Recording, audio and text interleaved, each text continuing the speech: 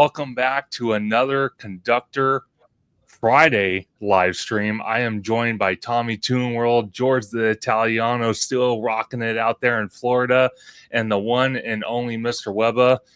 Mr. Webba is always busy saving the city, so I'm glad he took some time out for us tonight. Of course, absolutely. Tonight, we are going to be talking about the breaking news that just happened yesterday about the Disneyland Forward announcements that we're finally, after all this time, getting concept art. They're talking about it, so it's going to be a fantastic live stream. But before we get started, Tommy Toon World, always great to have you, my co-partner in crime. Where can everyone find you on social media? Man, Conductor, thanks for having me on, man. I was excited to talk about this news. What's up, Webba? What's up, Italiano? It's time to talk. Hell yeah. So, yeah, you can find me at Tommy Toon World on YouTube and on Instagram at TommyToon_. Absolutely. Always great to have you on. And the one and only George the Italiano. How you doing tonight? Doing good. Just chilling back at the hotel at Disney World. We just came from the Contemporary. We had dinner at Steakhouse 71, which is a phenomenal restaurant. Love the prime rib, and also love the decor too. I love how they have pictures basically plastered everywhere around the restaurant of old photographs of Walt and the Imagineers and everything. So it's a nice dedication to Mr. Walt Disney. Citrus And where can everyone find you on social media? Absolutely. Well, you can find me on Orange Grove 55 with Citrus Corner with all that sweet, juicy, but sometimes sticky Disney news and info. And you can also find me on my new YouTube channel, Citrico Central, sister channel to Orange Grove 55, where basically I cover everything in park from Disney, Universal, Knott's Berry Farm, and beyond. Absolutely. Always great to have you on, George. And the one and only, our neighborhood Spider-Man, Mr. Webba, is in the house. How are we doing today? ThemeParkConductor, thank you so much for having me on with Tommy Toon and George the Italiano and yourself. This is going to be a very fun discussion. I cannot wait. But yeah, you can find me on social media, Threads, Instagram, and Twitter at Mr. Webba91. And you can also find me with this dude over here on Orange Grove 55. Absolutely. And, before we get started, Mr. Webba, if you want to just bring up one of your new shows that is part of Orange Grove 55, so that way everyone knows and can go check it out. Oh, yeah. So I actually have a few shows on Orange Grove 55. The main two are Web Shots, which is a short format of a video where we talk about smaller topics, but still stuff that's interesting about the theme park, environment or studio or whatnot. Then we have Webavision, which is just podcast style, and where I'm hosting. And then we also have Arachnid Reactions, which is just, we're going to react to a video or whatnot. And then we have Mr. Webba Live. So those are some of those shows we have on OG55. And I'm also looking to bring back Lego Live. I'm going to do a little bit differently, but those would be on Saturdays. Not every Saturday, but when they do happen, it will be on Saturdays. That'll be awesome. I cannot wait. So the first topic we're going to talk about, and it kind of revolves around everything, is this piece of concept art. I want to ask you guys, I'm going to start with George, because George, I did watch your live stream this morning. Well, it was this morning on the West Coast. I'm sure it was towards the afternoon on the East Coast. What do you think of this concept art coming from the Eastern Gateway project, which I will show a picture of that as well? Absolutely. Well, I think we all kind of had like a vision of like what this would look like when they would say, they would have a walking path, as I call it, to everyone else. It's a pathway. But I didn't really expect it to be actually that high. I mean, if you look at the distance between the bridge, so to speak, to where the monorail is, I mean, the monorail beams are high in itself when you're down on the lower levels. So that bridge is pretty high. So I'm very curious to see the perspective of being up there, like crossing over harbor and what have you. But I actually think even just the bridge itself is very chic. I love the color palette that they went with. Kind of gives like with that like sultry pink. Like I could just picture like someone just walking down there and I could just hear like Marvin Gaye playing like as you're just like sliding down. But it is very interesting. I do I do think that it will help with the congestion as far as like with the parking structure that you'd be coming from, because they're going to have a security checkpoint for the people coming from the garage separately from the people down below that would then be going through their own security checkpoint. And I think, as you said, Conductor, I feel like this is really the core of what's going on, because without this, nothing else could be done. This has to be completed first before anything else can be utilized for Disneyland Forward. Definitely 100%. Webba, I want to go to you next. Looking at this one picture, and we're going to be looking at tons of pictures from different projects, part of Disneyland Forward. What do you think about this? Like, for me, I'm just going to state the obvious. I love how they brought back the old nostalgic Disneyland Resort marquee sign, and they made it big, like a statement. I love that. What do you think? No, I agree with you. I think it's awesome. Nice big letters, Disneyland, right? Like this is the freaking park right here to be at, right? No, it's great, and it's also cool still to see like the monorail. I'm very curious to see like how that track is going to be now, because as you can see, there's still a track that looks like that kind of goes around where it usually is, but then there's another piece right there where it's kind of going that way. So I'm very curious as to how the layout's going to be, but again, Disney always does a great job with the lighting package. So I love here, it's kind of like that nighttime shot, right? I love like the lighting that they have on the wall, like on the bridge right there. It's very curious that they have that wall on that side of the bridge, but like not on this side. So I mean, maybe they won't do that. Again, it's concept art, but to George's point, it's, he's right. Like this scene is freaking tall. I'm afraid of heights. So if I'm walking on the scene, I cannot be looking down because that's going to be terrifying. But all in all, this looks beautiful. I am very curious about what the entryway is. That the little road that kind of goes. Okay, thank you. I was literally just gonna say, what is that? Like, is that road there? Because I mean, that's something I don't really pay attention to. But is that there now, or is this something that'll be brand new?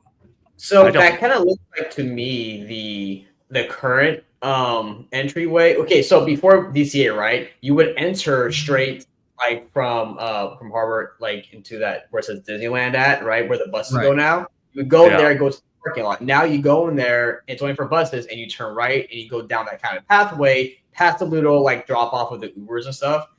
But now with this being there, it looks like maybe just an in and out section, in and out. But I'm very curious what that's supposed to be. Yeah, like right there. That road is there. Okay. That road is there. What is utilized for that now? So when you park at Toy Story, the buses go through there, and then on the right side, outside of the lane where the buses are in, is where all the people get dropped off or picked up at. Yeah. Okay. It's this big long stretch right here, and then here's that hook. But I thought now for the guest drop off, like with Lyft and Uber and that comes like if you're facing the resort, that's comes right from here. The left side. Yeah. Okay, that's right here.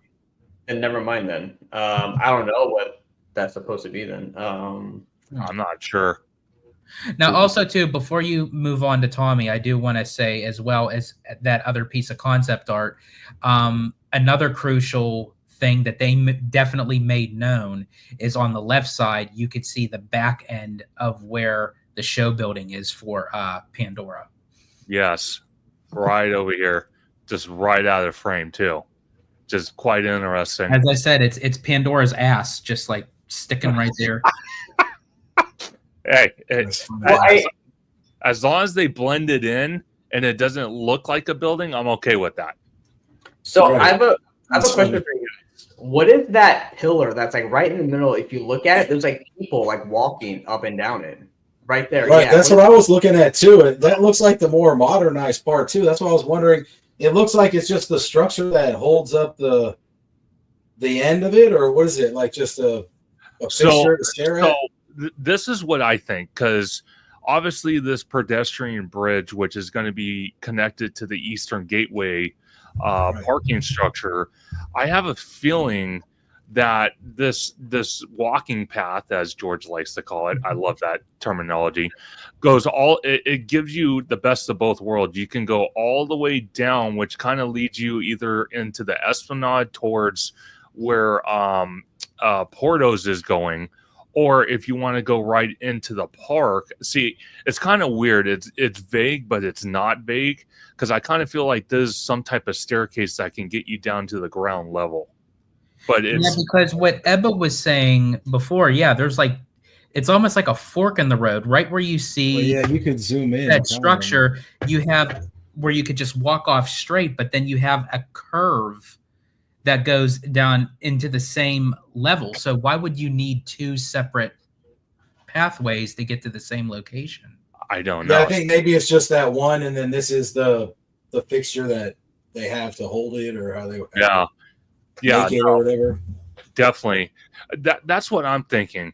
I'm actually thinking this pedestrian bridge, quite honestly, I really honestly think it's going to be kind of walled off like this. This wall is going to go all the way down, and this path is going to lead you right into where Portos is at in downtown Disney. So if you want to get down to this area here, the security checkpoint, then you're going to have to go down the staircase. But what's got me confused is when you enter downtown Disney, you still have to go through a security checkpoint. So I'm kind of confused on why there's, like George is saying, why there's a fork in the road for what? Right. And then this path coming up that George and Webb was pointing out the street. So this is where the new parking lot is going? Or what were you guys referring to? So the Eastern Gateway project, where this wall is, if my mouse went off page towards that way, on the other side across the street, there's a vacant lot, or there's a vacant area between two hotels. And then right past that is the team member or cast member parking area. One of their parking areas. Which several weeks they made the announcement that they're starting to go vertical with the Pumbaa lot. So that's another. See if I can find that picture. There it is. Right that's it. Yeah. So that's another. That's like the first phase that they started with the Pumbaa lot. And then the other vacant lot that Conductor was referring to, Disney bought the Carousel Inn Hotel, and they purposely demolished it to flatten it so they can utilize it for the Eastern Gateway. Now, they did that for the first time that they attempted to do it, but obviously we know how that ended. But now they are moving. There's the picture right here. Now, really quick, Conductor, can you bring up Chris West's absolutely statement? Because I'm curious what you guys think. Would they have to close any part of Harbor to do this? Well, it's a catch-22. I don't know what the building codes are in Orange County when it comes to something like that, since Harbor Boulevard is such a high trafficked area. I can only imagine that they would probably close not both sides, but they would close, like, let's say if Harbor Boulevard has 3 lanes per side, they would probably close 1 or 2 lanes and then kind of adjust as they go. Now, when you guys are when we're talking about the monorail is different. I think they're gonna, what they should do, if they're really thinking about using, expanding on DCA with the Simba lot and all that stuff, I honestly think this would be a fantastic time. I know it costs too much money, but it would be a fantastic time while the monorail is shut down to extend it. Because the only 2 stops we have is Tomorrowland and Downtown Disney. Imagine somewhere either between the Simba lot and DCA we had another stop. I think that would be the best thing. But go ahead, George. So I completely agree with you. Yeah, I was curious about that, because with a lot of like traffic going back and forth, and not even just traffic with cars, but a lot even of foot traffic. Like, I'm very curious to see, because I'm one that doesn't stay on Disneyland property. I stay at a good neighbor hotel, so I eventually walk there. So I'm very curious to see that if you're not going to the parking structure, you know, how is it going to be able to walk onto Harbor, and what's going to be rerouted until then. So I'm thinking what they'll probably do. This is just my opinion. Again, I'm not a construction expert at all. I'm thinking because like what you guys were saying, is such that construction is going to be on such a high traffic. Because also remember too, you have the freeway entrance and off ramp just on the opposite side, you know, down the road. 100%. So I think what they'll probably have to do really is do all the construction at nighttime. Yeah, you know, that's kind of what I'm thinking myself. And you know, for everyone that might not know what the heck we're talking about, so okay, let me zoom out. Whoop. Okay, so Tommy, when we're talking about the Easter Gateway project, and mind you, this parking structure is going to be even more massive than Mickey and Friends. So you can imagine how big this thing is. But the parking structure is supposed to, I think, is it taking over both lots, George, or just this one on the bottom? I believe I thought it was both, because I was under the assumption that they said that this was going to be bigger than Mickey and Friends and Pixar Pals combined. So it's going to probably take over both. And it's probably going to go, what, 8 stories, 10 stories? Probably. Yeah, I would think so. That's what. Don't go to the resort late, or else you're parking on the top. I know, dude. I don't want to do that. No, not at all. That would suck. The next thing I want to get to, because there's just a lot to talk about. I mean, a lot. So we're looking at this concept art, okay, from Pandora. This is kind of like another screenshot of it from Disney on the ground level, because we saw it kind of the last one they posted. I don't know if it was at D23, George. It might have been, but it almost looked like it was an aerial view. This almost looks like a person standing in the land and took a panoramic view of. Yes. Yeah, it's funny because there was actually 3 pieces of concept art. There was the first one before D23 that was, I believe it was Dave from Fresh Baked that is when I saw it, when he posted it. But it wasn't from this angle from the left side. It was more straight on.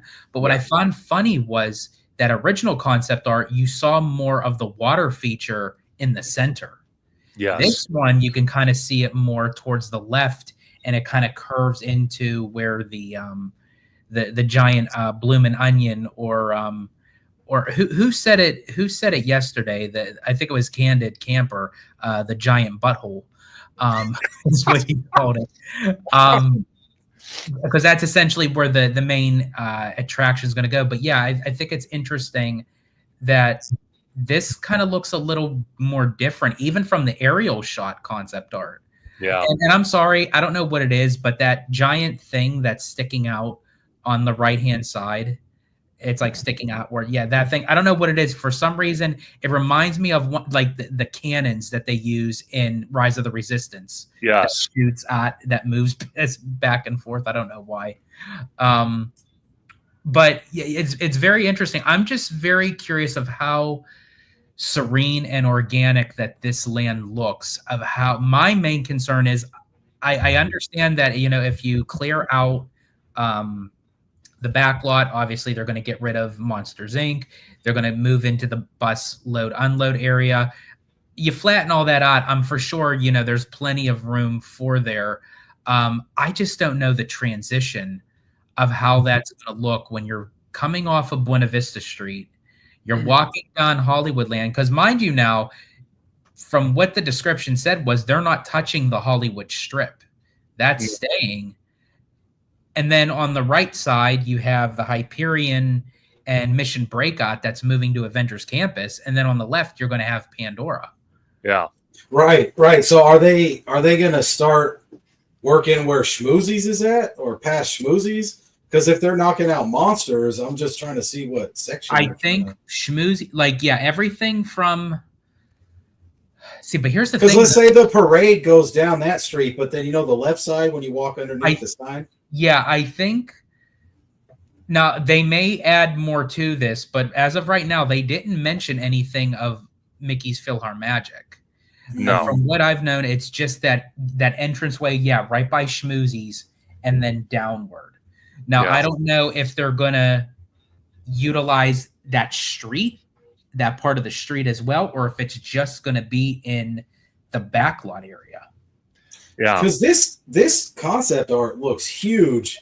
And Right. from that other image we seen, that looks like just a piece of it, and then the ride kind of goes through the whole land if you see it back there. Right. Yes, but I do want to add another thing too, because I think it's an optic illusion. Conductor, if you can go to the other concept art, I think it's more so optic illusion. Take that the backdrop out, because they just kind of like add that in there just to kind of make it look. So I think if you take all that waterway out and that other part behind the onion shaped rock, it is big, but if you just like look at it as just the piece of land. Yeah. See, but George, I don't know though. Like, I'm still looking. Even if you take out the water, right? Take out the freaking water, right? I'm covering it with my hand. It's still huge. Like, I don't know how something this sizable, can fit in that area. Unless the only thing that I could also think too is if the Hyperion is going to be part of the entranceway into Pandora. Now, they didn't mention that, but we know how sometimes Disney doesn't make those announcements right away, due to backlash. So, Main Street, Paul, I don't think you've ever been on one of my live streams, so welcome in for the very first time. He makes an excellent point. I was talking to you about this yesterday, George, when I was at Universal, was where's the monorail going? Because that thing is, from the ground level, when it passes by, it's completely like, it's not something you can ignore. So they have to, since they're going to put Pandora here, and you got the monorail track basically running through the Hollywood backlot where this land's going. Mm-hmm. They're going to have to do some really, really interesting cover up to hide that thing. I'm wondering if they're going to attach a tunnel base, but not where it's like that close to Pandora. I wonder if they're going to have the monorail going already through a tunnel before it even gets to that point. So that it's seamless. You can't see it. So you're talking about, kind of where that, where they're changing things up between the pedestrian bridge, between that marquee, the new security, somewhere in this area, probably about here or even here. That's when it's going to enter some type of tunnel or some sort of tunnel. And then probably as it keeps moving forward, it's going to transition to where then they'll put the exterior of the tunnel to maybe look like rock work, so it blends in with the rest of the land. That would be my only thing, because I seriously doubt James Cameron is going to want a Disneyland monorail with Mickey on it, or it says the 70th or 75th or whatever it's going to say at the time, passing through Pandora.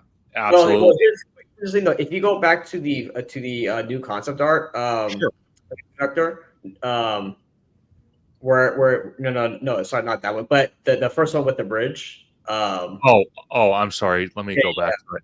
Okay. So if you look, like, I don't know. So it does look like it has that curve, but if the building is right there in the back on the left, I don't know. To me, do you think that kind of indicates it's going to be going around DCA, kind of like how the monorail on the right kind of goes around at the outside of the park of Disneyland?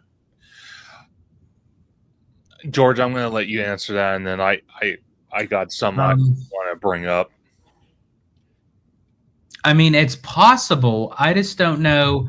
I mean, if they decide to do that, they're going to have to do some major reworking of the track. Now, as I said before on my live, I think in time they're going to have to do something with the monorail track in general. I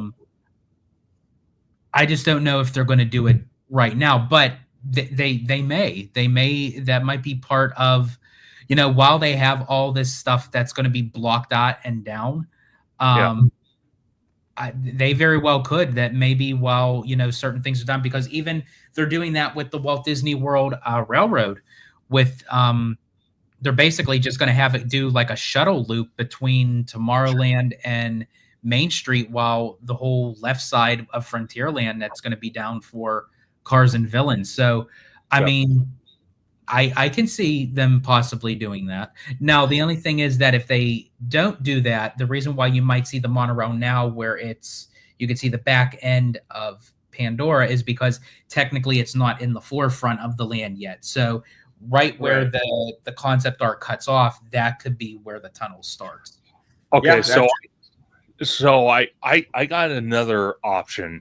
And I don't know, they would probably have to put so much soundproofing. I mean, like, they would have to order a cargo ship worth of soundproofing. But one thing I could see them doing is when they close the land and they decide to close the monorail, because it's probably going to be probably a good 6 months to a year before we have the monorail, if they do close it, between building the pedestrian bridge. And then the idea I'm going to come up with is, when like Tomorrowland, the spaghetti tracks all over the place between everything. One of the things I noticed with the People Mover going into the Interventions building and then going through Star Tours, the track went inside the buildings. Now, I want to ask you guys, could it be possible they relocate? Let me pull up the map again so everyone can see it. Is it possible, probably about right here, so they don't have to build mountains around it and any of that nonsense, and you don't have to see the pillars in the middle of the land? Make it go through the show building? Yes. Where it completely hides it, and you have more room in the land, and you don't have the pillars from the monorail track in the middle of the land. And technically, if they do that, they don't have to add more beams or anything, because you just build the track that would go into the upper level of the show building. And then if you kind of give it that, because also, like, we were just at the Contemporary, they have the monorail going through that hotel, but they utilize a system where it doesn't make any noise while it's going through the hotel, so it's not disrupting anyone's daily activities in the hotel. So I mean, they could potentially, and then while you're in the ride, the monorail's going through it, but you don't know because you can't see it. But maybe where, if you're on the monorail, you can kind of get that aerial perspective, like looking down into the ride itself. Definitely. Yeah. Because that's a good idea. I love that idea because it hides it. It gets the tracks out of the middle of the land, so you can have either more meet and greets, or I'm sure more shops or pop up. But wouldn't they still have to hide the monorail to even still get into the show building? So if they're going in the corner right here, and let's say the show building's kind of somewhere right here, like the middle of it or the back of it, whatever it might be, they could still, go from the corner where no one sees it, if you're in the land, no one sees it, and it goes through the back here, and then somehow kind of does a little curve and then connects to this bridge right here. It could be possible. That's the way I'm seeing it. I don't know if that would be a logistical nightmare to do it. I'm sure it won't be easy, but if you want something where it's not going to be in the middle of the land, since they're dead determined to put Avatar in this spot, I think that would be the easiest way to hide that. I have a controversial question for all of you. Okay. Perfect. Now here's so I'm excited for Pandora, obviously, to come to the Disneyland Resort. I love the one in Animal Kingdom. I think it's great that they're not doing a carbon copy. You know, it's going to be its own version of the Way of Water and the future sequels after it. But and I know right now Disney is trying to utilize DCA's footprint already before expanding into the Simba parking lot and what have you, and that's fine. Do you think that it was necessary to do Avatar right now if that's the route that they're going? Because in my opinion, not saying that I wouldn't want Avatar sooner than later, but if I really wanted to do it correctly, I would have held off on Avatar, waited till the sequels come out, because at least we know what we're expecting, what we're getting, rather than do the guessing game. They can utilize the Simba parking lot because it's a completely blank canvas. You have so much work and space that you can utilize to get creative, rather than try to shoehorn it into a spot that they have to rework the monorail. Like, why not obviously do something with Hollywoodland? But me personally, I would have put Zootopia ahead of Avatar. Like, Yeah. In this spot, yeah, George, yeah. I'm sorry. I would say in for this spot, I would have to. Yeah. 100%. I mean, Avatar is fire. I love the Avatar franchise, but you know, Disney's expanding. You know, so if we go back and look at Galaxy's Edge and Star Wars, I mean, there's tons of content for Star Wars, right? Like George was saying, Avatar, I mean, they got 2 movies and some video games. I mean, there's more movies coming out, but we need that full story. I see what you mean. And we already have a land over there. A couple positives, though, you know, is that at least we get to see it at night over here better since DCA is open till 10. And then Webb, I think you're right, too. I think this spot right here, maybe it's not the best spot for Avatar, but they made their choice. Because, man, I'm not going to lie, I love the Monsters, Inc. ride, but I can't hate. It is always down, like at least 1 or 2 times a day that when I'm around, it's like down.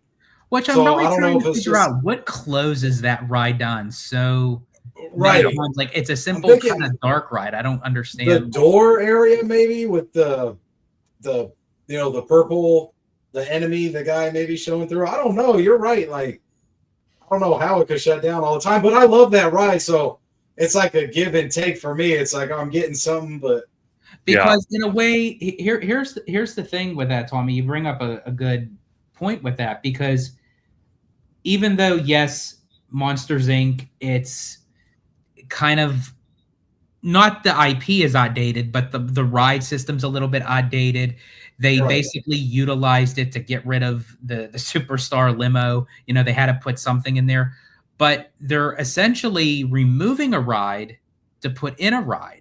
So even though they're expanding the footprint of the park itself, but it's not adding anything more because they're taking something out and putting something in the place. And that's my biggest thing. Is I'm excited for Avatar coming to DCA. I really am. I'm very curious of how they're going to fit it in with the overall theme. Now that's another whole conversation.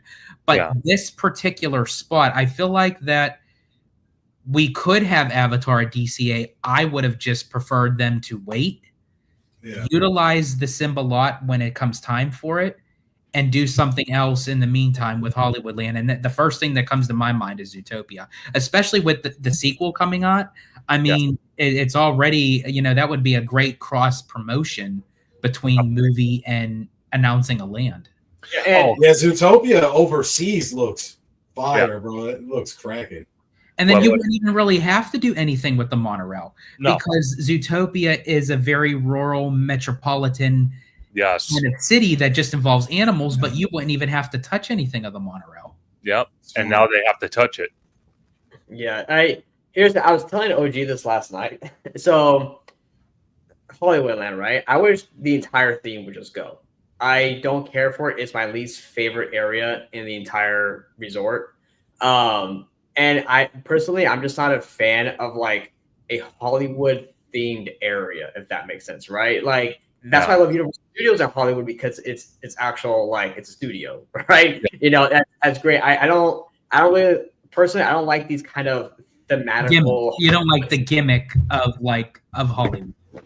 Yes, exactly, George. Exactly. So I preferably just wish they just get rid of the entire thing, and you know, and then make all that Zootopia. Plus, then you can also probably keep the trolley as well. Yes, they could have, and you know, that's again, they're now going to spend more money to now tear down, build, and then now, you know, try to hide that monorail track somehow.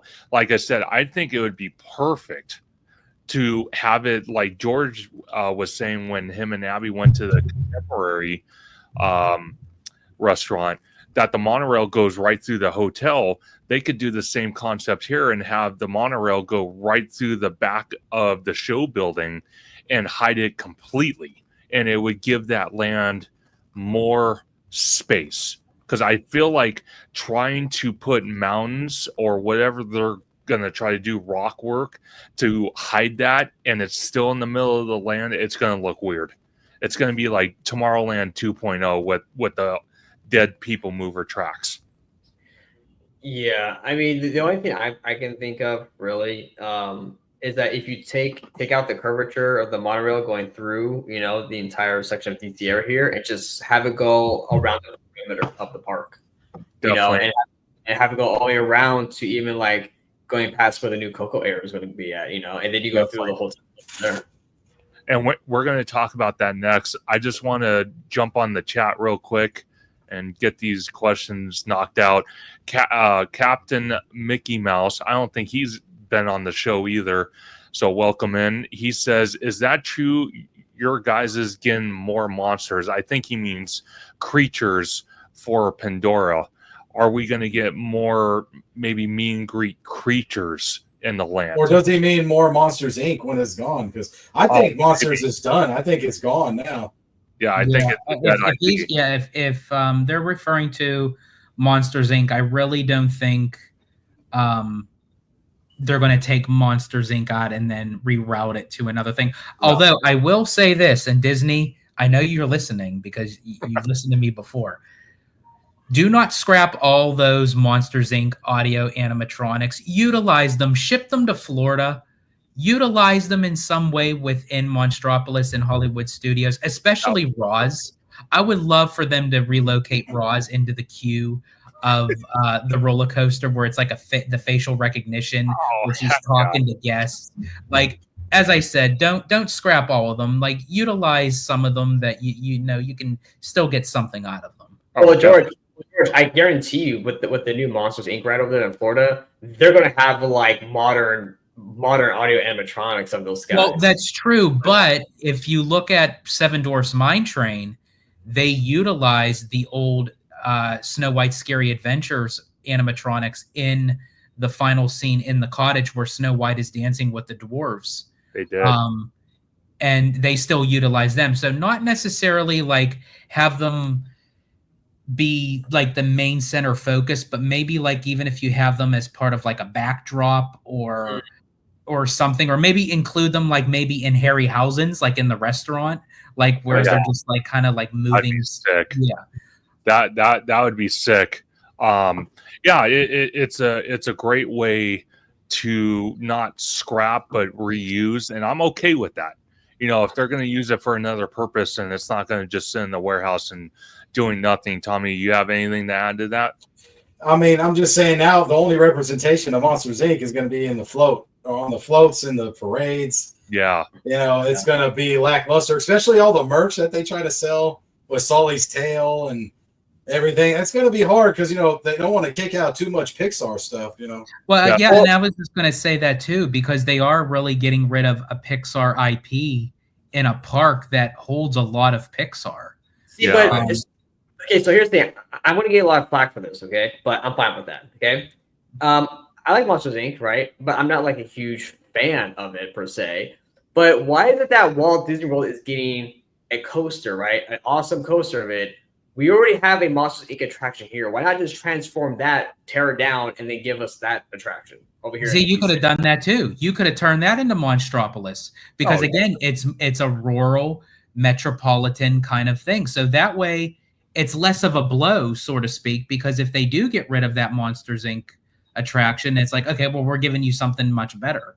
Definitely, 100%. But they're upset where you're at, George, in Walt Disney World because they took away the Muppets, right? Tomorrow is actually its final day. Tomorrow. Yeah. So you gonna be there for that, George? No, probably not.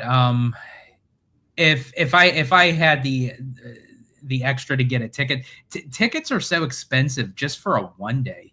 I bet, because I we've talked about it many times before that me and Tommy are going to be going out to Orlando in early March to meet up with you and Abby. And, one of the things I want to do, because everyone's saying, oh, you got to do it, is Epcot. So I can only imagine what a single day ticket is. I will say to you, the two parks that is a must is Epcot and Animal Kingdom, because those are two very distinct Disney parks that you can't find anywhere else. Magic Kingdom, but it's going to get better. Yeah. Hollywood Studios, a lot of it is more like of the shows. I mean, I definitely recommend, seeing the shows if you can get the chance. Most of the rides you can get at Disneyland, Star Tours, Mickey and Minnie's Runaway Railway. They still have the Tower of Terror. I mean, that's really cool. But the two parks that are so distinct for Walt Disney World, for me, is Animal Kingdom and Epcot. If you could only do two parks, do those two, hands down. 100%. Main Street Paul says that means the monorail has to be down for a while to update audio.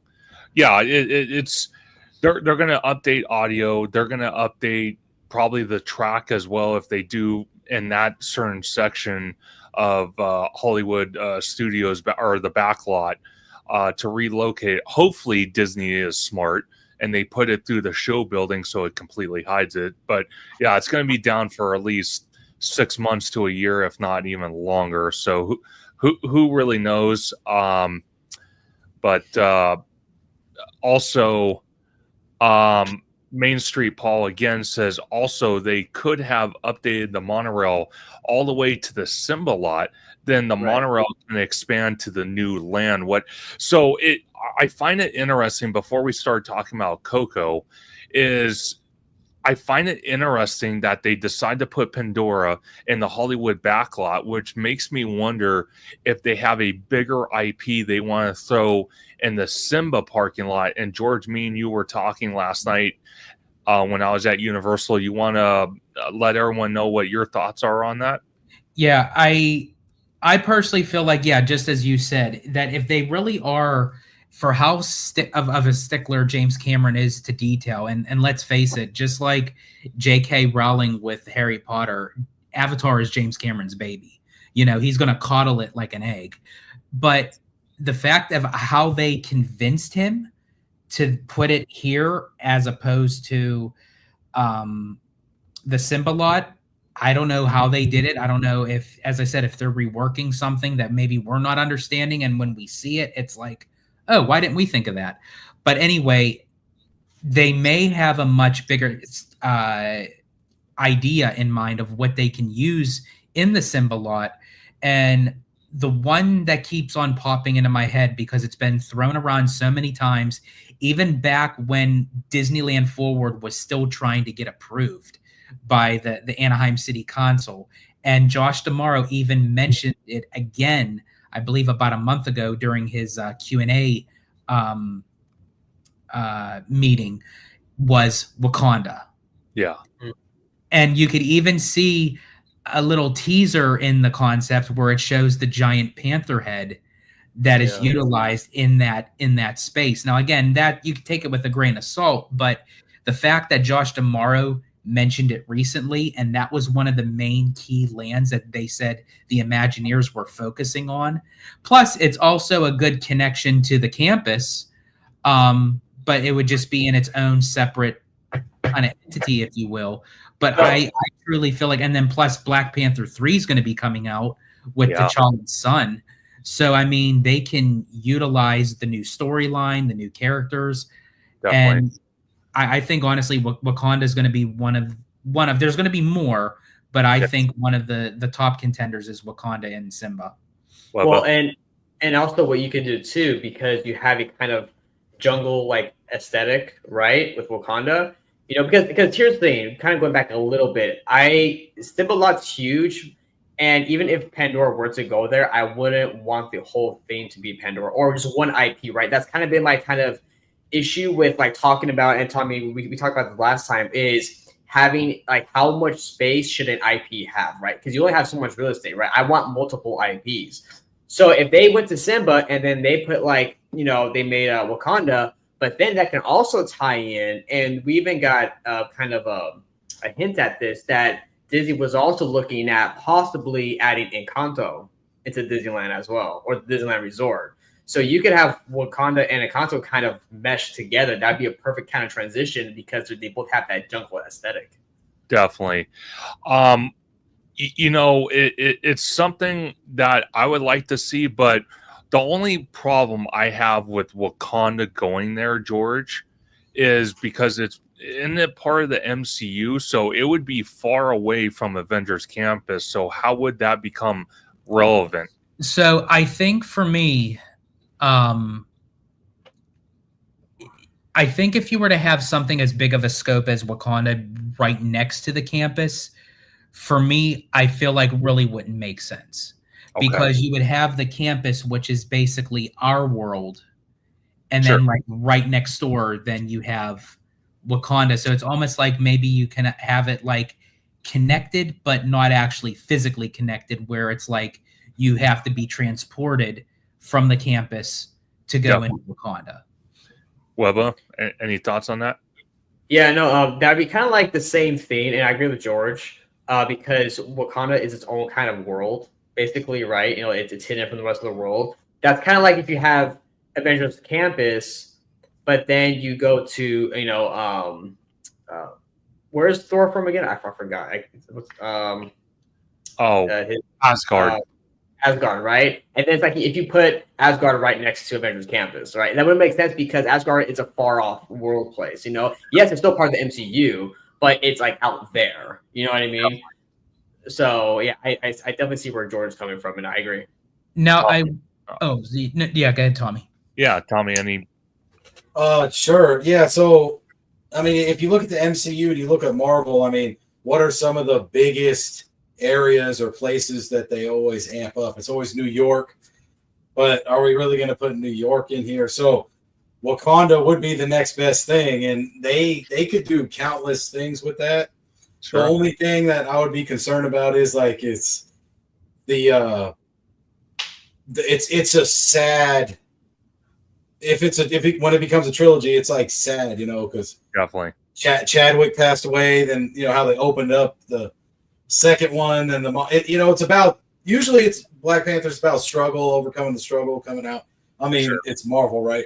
But they could really amp this up. I mean, Wakanda, they could have like a section of Oakland, you know what I mean, going into it if they did it. But I mean, I don't know. Wakanda would be sick. They could do it too with Namor, with all the water and definitely. But if they did it next to Avengers Campus, then they could have that jungle type vibe of Wakanda that's like, you know, I know they're like living in the future too, but it could like mesh into Avatar and stuff. I mean, who knows?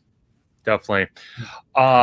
Really quick, conductor. Actually, this would be probably a great segue in for this, but I also have my thought process of where Coco is going. Okay. But really, that's another IP that they could have put in Hollywood Land. Because I think out of everything, that would have been a nice transition, that if you wanted to kind of keep, you know, off of Buena Vista Street, going down the Hollywood Strip, boom, you walk into a little quaint Mexican village, and then boom, you have the Coco boat ride.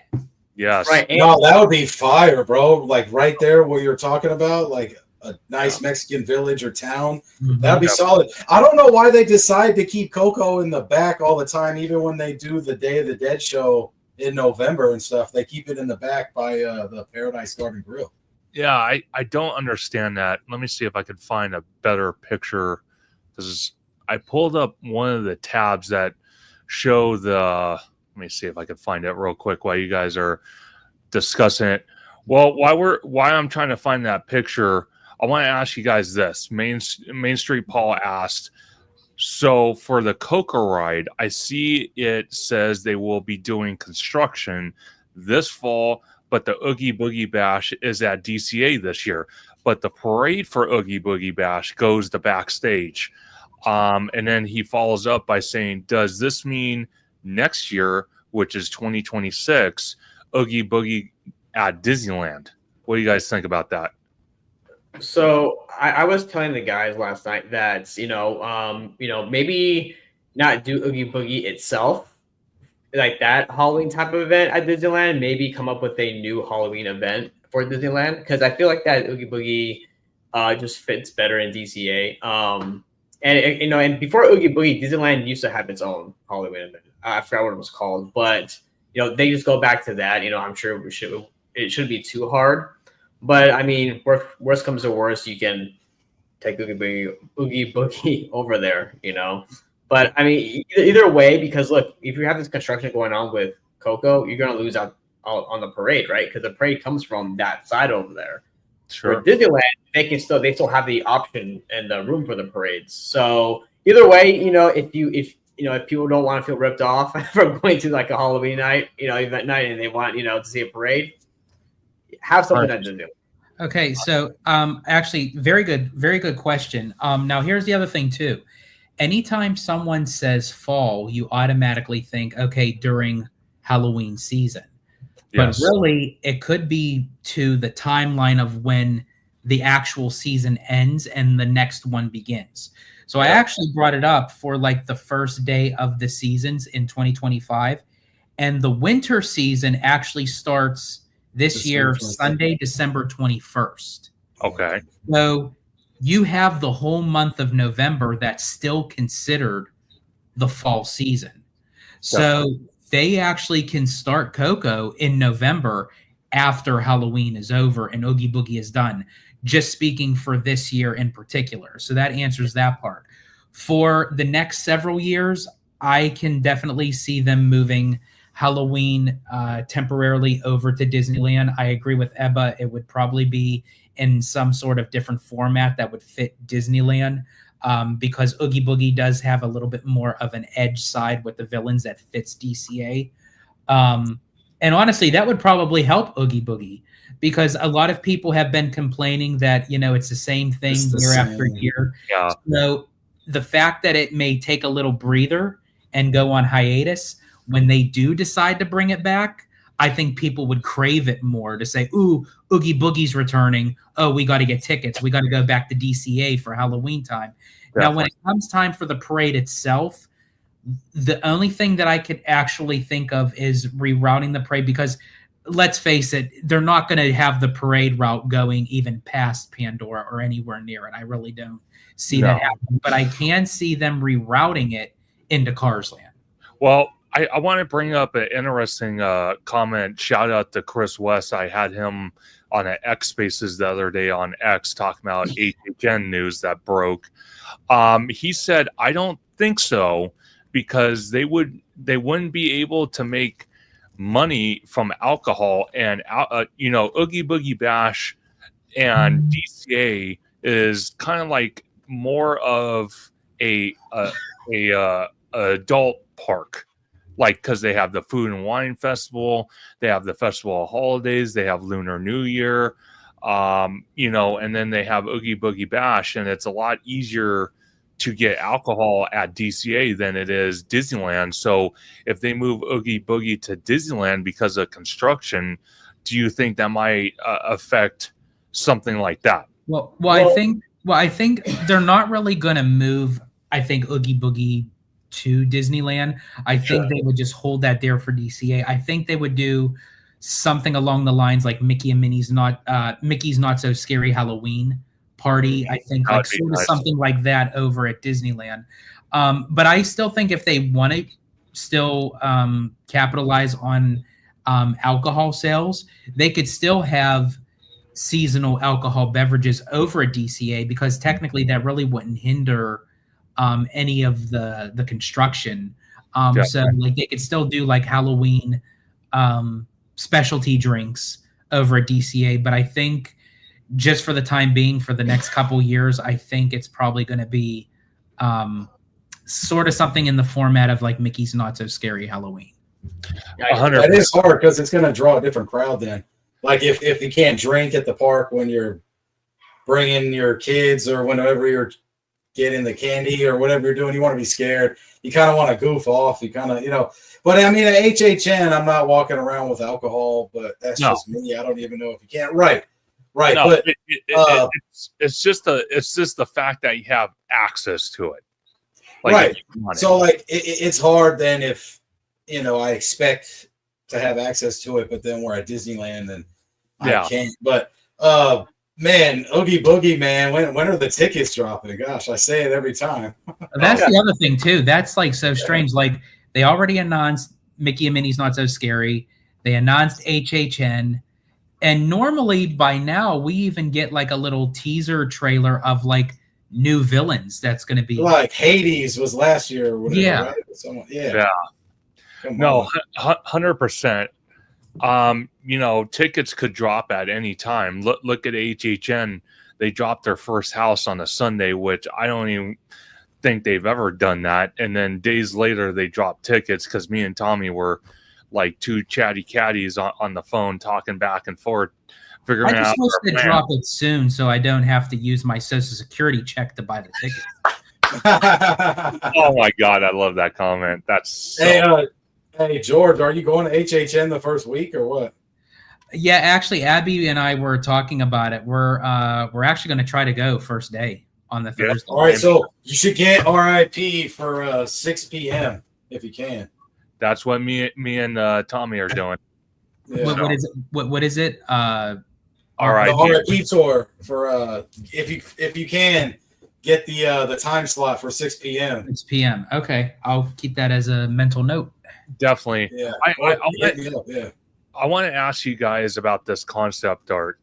You got the Coco entrance here right next to Whirlwind and part of the coaster track you can kind of see in the background. And then as we go down, because this is for the Coco attraction, this picture pops up where the parade floats we were just talking about for Oogie Boogie Bash and then other parades as well. This is backstage area. George, I want to ask you about this. Is this where they're trying to propose the entrance for that Coco dark ride? I believe so. I feel like now this is where it kind of threw it into a little curveball, because when we were speculating that Coco was going to go behind the pier, behind the Incredicoaster, they would use the Pixar Pier Esplanade, that center where they have like the character meet and greets, that would be the entranceway. But now it's exactly that. We all suspected, okay, if it's going to go behind there, this is going to be basically the entranceway to the attraction. But now they're kind of doing a different route, which they're going to utilize the backstage area where the parade floats come out of, which I find quite interesting because, I mean, I'm glad that they did it in a way, but it's going to create more work and a lot more challenge. But I know Disney's up for the challenge for that. But also, too, I mentioned this on my Citrico Central Live, that I was under the assumption that that was also going to be the pathway to go to the expanded area into the Simba lot. Yeah. Now, I'm still wondering if they have that in mind. And basically, when they open that up, you would then have the entranceway to Coco, but also the connective bridge that would then lead you over into the Simba lot, which kind of would make sense in a way, because then you would also have the Pixar Place Hotel there. Yeah. And you would have Coco right off of that bridge on the other side. Yeah. And that's how they can kind of connect the two. Well, see, that'll be clean. I think because this is that gate we just saw, I think what they're going to do right when you go through the gate, probably where these trees and bushes are, I think they're going to have a fork in the road somewhere between these bushes and that gate where, like George is saying, you know, the fork's going to go this way towards the backstage area where they're supposed to have that Cocoa Dark ride. And probably the facade we saw is going to be somewhere in this area. And then off to the, I think, left or right, I can't really tell from this angle, but there's going to be another pedestrian bridge that we saw in that first picture for the new security hub, and that's connecting the Eastern Gateway parking structure. There's going to be another bridge like that going from that gate entrance to now the Simba lot, which is right here. So essentially, like moving forward, there's going to be 2 forks in the road in 2 separate parts of the resort. And as I always say, 2 forks don't make a knife. Yeah, that's true. Webba, what do you think about that? What I think is really nothing pertains to that per se, but I'm looking at the shot right here, right? And the kind of walkway from like the door where you enter to go to Coco is going to be a very interesting walkway because it's just this kind of like long, narrow kind of path. It's going to be interesting seeing how the crowd flow goes through there. The other thing is that if you zoom back out, Conductor, real quick, this really kind of bothers me is that I know they just redid the hotel for the Pixar hotel, but if they got rid of that and like that could be all theme park space right there. Oh, I'm right there with you, man. I mean, I know that they just redid it and it looks really nice. I still think that was kind of like a temporary Band-Aid for right now, even if it's for the next 5 to 10 years. But I agree with you. I feel like the placement of that hotel is so detriment to where DCA is now, where the expansion part of DCA is. And it's true. Like you demolish that and you flatten it out, that gives you more theme park space. Yeah, because it takes up this upper right-hand corner. But to the defense of Pixar Place Hotel, me and Tommy, the very first night that we stayed, not on property, but we stayed, like George was saying early on, we stayed outside the resort, but very close by where we could just walk right in. Me and Tommy Toon World actually ate at the Great Maple, and we walked through the main lobby of that hotel, and it looked absolutely beautiful. It really did. They really designed it very well, really heavily themed to Pixar, and I loved it. And the Great Maple restaurant was just absolutely fire. That was a great restaurant. It was awesome to eat there. But I do agree with you, George and Webba. If you look at it, looking at the Simba parking lot in that top right-hand corner, if they got rid of that, that can be potentially 2 lands in that small little spot, or at least a land and a half. Or you know what they could actually do too? Look to the left side of the parking lot. You see all those houses? Yes. Like I say, just vacate their ass. Like literally, like you can have like talk about a plague run of like blank canvas. Like just evict them all. You know, send them their paper forms, send them off, and like be done with it. Because honestly, 9 out of 10 are the ones that honestly they bitched and complained to the Anaheim City Council, saying like of how, oh, they're tired of hearing the fireworks, they're tired of hearing this. Guess what? Disneyland's been there almost 70 years. Yeah. You moved there. Disneyland was already there. So you mean to tell me you didn't know what you were getting into? So I'm sorry. Ship them out. Get a huge giant crane. I'll sit on top of the wrecking ball and like let's get this done. Oh, that's too funny. I want to bring up a comment here. Laura, I don't think Laura's been on the live stream, so shout out to Laura. She asked. That's my friend. Shout out Laura. Nice. Oh, shout out Laura. Do you think they will rename DCA with all the changes to get rid of the California aspect? George, I'm going to let you take it away because we've talked about this hundreds and hundreds of times. Yeah, so I think if we're just looking at Avatar, we know Avatar obviously is going into DCA, and it's always the question of, okay, well, how does that fit into California? Now, it was announced that the last 2 Avatar films will involve Earth. We don't know in what way. Does it involve the state of California? That's a possibility. But let's take Avatar out of the equation. Let's move forward of what else. I mean, look at the chunk of space that the Simba lot is. This is majority more so going to be DCA. Yeah. When you have something tied down to the California theme, how much more IP is there that backs up California? I mean, yes, you could do Wakanda, how it is tied to Oakland and what you call it. You could do Encanto. But like Disneyland Forward is a 30+ year investment. So Right. it's to have all this land be expansion to the park, but be very limited to what you can use because it's tied to a California theme park. I think in time, I really do think that it will eventually change. If they want to keep the acronym to DCA, obviously Disney Cinematic Adventure, you know, you could do any kind of movies, you know, and it'll tie and it'll make sense.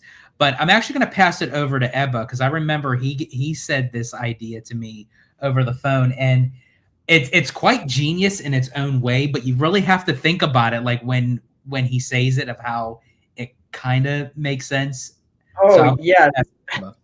Thanks, George. So I'm trying to figure out how to explain this, right? I feel like it'd be easier if I just like wrote it out. But okay, so the park is called Disney California Adventure, right? Well, we have a park called Disney Sea in Japan. So let's say if there was like more attractions, right? Like they had Avatar, even if they had like Wakanda, Moana, right? A lot of those compromise on water. And look, we have a huge water section in here. Now what if? Now I'm not saying they call it Disney Sea, but what if they called it Disney Sea Adventure? But what you can say though is that you can still say the acronym DCA, DCSEA. I like that. I like that. It's pretty solid. I like that one too. Yeah. It could go either way, but the way I see it, I think the name does need a change. I think with all the IP, going into this park and the fact that the resort is growing, I think it's time for a name change. I think the California aspect is losing its luster in this park. Now, minus the Grizzly Peak area and the attraction itself, Grizzly River Run, which has a big giant California State Bear rock work on top of it. And I have a theory about that one too. Okay, let's hear it. Let's go for it. So again, I brought this up on Citrico Central Live. Now, what I also was thinking too is eventually with the name change, the DCA, that would more so be the one part of the land that is tied to California and would not have any IP attached to it. And we all know that Disney eventually is looking to keep things, within the realm of, the Disney intellectual properties and what have you. Sure. And, a lot of people were thinking, okay, could Avatar go there? Which again, it's talk about really shoehorning it in. I mean, that's like a tight space, really. Sure. That's like trying to fit my ex-wife's ego in there. It just wouldn't fit. But I kind of figured, what else can they utilize? Because with the Grand Californian there, they don't want to kill that as well, because that's a gigantic piece of land and a gigantic hotel, and Disney is not going to get rid of that. That, like with the DVC and the rooms and everything, that's not going to go anywhere. So I thought, now again, you know how much I'm a stickler for carbon copies, but in order to still kind of keep the theme rather than get rid of it completely and it mess up the theme to the Grand Cali, of what they're doing now in Florida with the Cars theme land, if they brought that over as adjacent to the original Cars land, you have the park ranger that's in the Humphrey the Bear cartoons that's going to be in car form.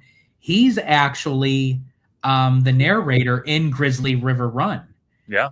So what if they made a rendition of what they're putting into Florida, and maybe not the same way, but utilize that the Piston Peak kind of setting. It fits in with the Grand Cali, and I'd say even keep Grizzly River Run, but just retheme it to maybe something of Cars. Maybe change the structure of the bear to make something of Cars, and the giant inner tubes can be giant tires. That's interesting. Interesting, yeah. So you know what you could do, like the giant bear, right? The rock formation. If you go with that idea, you can make it like a rock form of like the Dinoco dinosaur.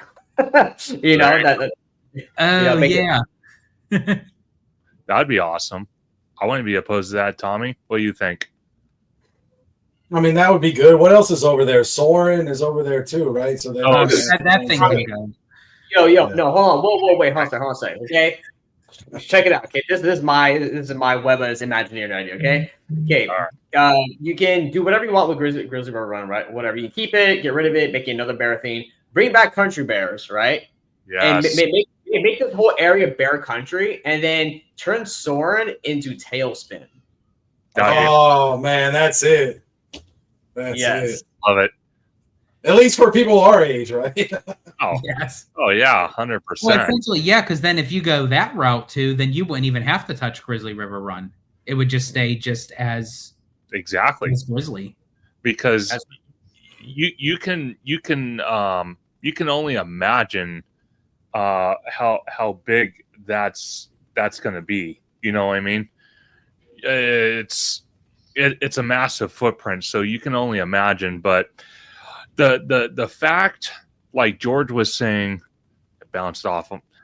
The fact that they didn't use this as an entrance to that Coco Dark ride, do you think that's going to stay there for much longer, or do you think they'll have another purpose in mind, or do you think that might be the exit to the Coco Dark ride? I think. Sorry. Yeah, go ahead. Because I'm looking at this, right? Is it part of the coaster, like literally right behind it, like yeah. The coaster it that is. holds up? Yeah. You know, it's funny you mentioned that, but go ahead, Webba. Why I try to. No, yeah. So I was going to say, like, I don't know if you could make it entrance and exit when you have like the what do you call the track support that's literally holding the track there? You know, unless you cut it and like move it all, but I don't think you could do that, right? Well, I would say this too. I wasn't a fan if that was going to be the entranceway.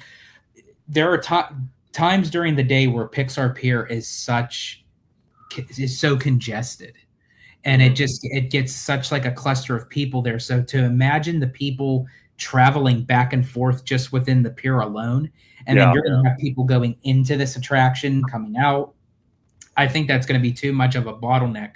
Plus, they also utilize that space for the Pixar character meet and greets. They also utilize it for Oogie Boogie Bash when they have Sid out for the treat trail. So I really don't think that they're going to do anything with this particular space. I think they should just keep it the way it is. Personally, I would love for them to bring back the band. I absolutely love the band, but it makes me wonder if they got rid of the band, then thinking in their mind that was going to be the entranceway to Coco. Well, see, you know, it has, when you look at it, it has such a grand like facade to it that I don't know why they wouldn't have done this. You know, the way I see it is, even if you had the coaster supports right where you're supposed to enter, it's no different than walking through Tomorrowland and being bottlenecked with the old dead people mover track. So what the hell is the difference? You know what I mean? So it's like, this already has the facade, the structure on it. All they would have to do is just retheme it, and you're golden. Because if you look at, oh, I'm sorry, George. I was just going to. I was just going to say, if you look at the facade with kind of like the towers and all that, if you look at that and then you look at the concept art here, I mean, that, you know, they kind of have that type of facade, you know, obviously a little bit different, but they kind of have that aesthetic going for the entrance already. See, this is where I agree with OG. I feel like they're kind of damned if they do, damned if they don't. Yeah. Of them putting Coco on or near the pier in general. No matter where you place this thing, if it's going on the pier, it's not going to fit right. If you even just look at this piece of concept art, you got this exquisite, detailed entranceway that's taking you into the world of Coco. And then you look to the left side of it and you see a roller coaster track. It's like it throws you out of the immersion, where I just don't understand that they had several areas that they could have put this. They could have put this actually fully in Paradise Gardens. Now, again, I do applaud Disney for trying to do their best to try to not remove anything and add. I am, you know, but when you think about Goofy Sky School and you think of Jumping Jellyfish and you think of what the hell is that other one? The Golden Zephyr. Yeah. I mean, are we really losing anything? I mean, they could have turned that into a complete Mexican village and put right there.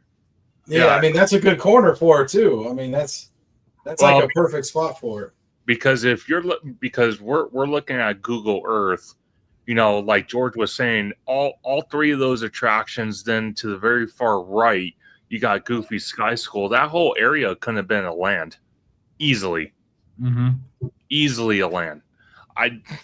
You know, quite frankly, with the prices that Disney's charging, and all these theme parks, it's not just Disney, but all these theme parks. But in this topic, Disney charging what they want to charge, and then every year from now on, going up in price between the tickets, between merch, between food, between the Magic Keys. You know, to have carnival rides, it's like, this is what I'm glad you brought up the pricing in general, because what do you guys feel about that with the construction that's going to go on with DCA? I mean, let's face it, DCA right now, before even the construction happens, is not worth a one-day price admission. No. It just isn't. So what is that going to do when prices are going to keep going up year after year while construction is still going? There's no way that they're going to have people buying tickets for DCA. Well, I think, honestly, DCA is going to be home to Magic Key holders up until Avatar and Coco are completed. Well, here's my speculation on that. Even with people renewing their Magic Keys, so this affects everybody.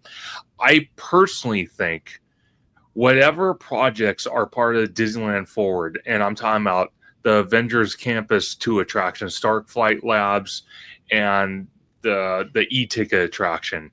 Then you got Avatar. Then you got the Coco Dark Ride, which is supposed to be the Pirates of the Caribbean type ride. Then you got, you know, you got whatever's going on in the Symbolot. What I think for DCA, though, what they should do, if they were smart, which I get it, you know, you build something for consumers, you want your money back as soon as you can, because every day that you owe debt, it just gets worse and worse. But on the other hand, I would say for Disney to only raise their prices when it comes time to, you know, like, let's say the Avengers Campus attractions, when those open up next year or the year after, then raise prices. Keep it where it's at. Keep the prices where it's at for DCA. Then once attractions start opening that are brand new to the park, then if you want to raise prices, be my guest. But to sit there and raise prices and to sit there and basically have DCA turn into Epcot 3.0 with Wall City everywhere and keep upcharging people, I don't think that's right. Yeah, no, I think what they really should do is try to strategize that if they want to like up the price in something, maybe put the price towards Disneyland. Yeah. And it's just part of the Disneyland ticket, and then say you get a free ticket to DCA. Then at least it gives the consumer the notion where if the price is going to go up, it's not being put towards DCA. It's like, okay, well, I'm getting a free ticket to DCA, you know, or something of that, or maybe like a half price ticket or something like that. So I actually, it's funny that you mentioned that, because I wouldn't mind, like, you know, with Universal out here, one of the benefits I love about the Platinum Pass is that we have the AP, so annual Passover takeover night, which we just had last night for our summer event. And then we also are allowed to have a free ticket to HHN every single year. So what if the Magic Key holders got one free day, or maybe 3 free days for the entire year of DCA, where they didn't have to, well, not Magic Key holders, but like maybe not free, but maybe like George is saying, at a very discounted price. So let's say a family of 4 buys a 3 or 5 day ticket, you know, plan. One of those days you get DCA for free because you're doing that. I think that would be an awesome way to kind of promote it, because again, you're going to be walking in the Wall City everywhere.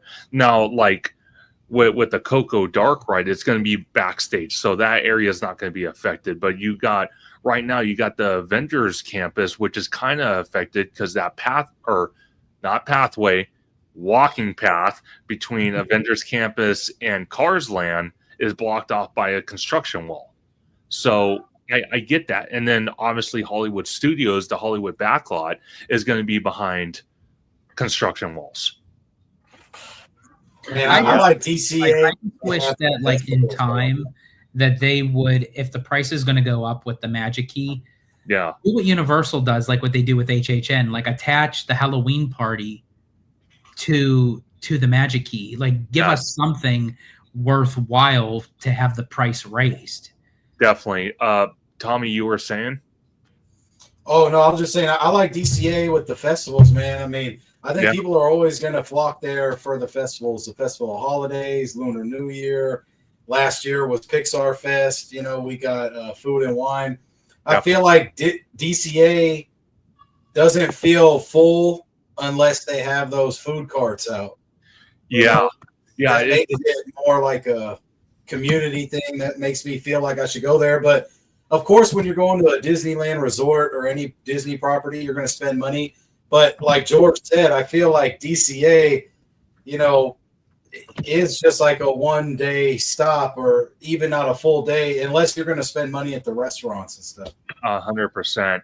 I want to bring up 2 comments Malstropolis posted. He said, if I was Disney CEO, I would instead do not touch rides, make more entertainment, and entertainment at DCA and Disneyland is almost dead. Remember the Golden Horseshoe piano player and Frozen at the Hyperion, and then he went on to say, also, the Doctor Strange show is no more longer at Avengers campus, and Spider-Man show at Avengers is very short also. And then he also went and said Fantasyland Theater, Mickey's Magical Map used to be there. And Webba, you pointed out something as well.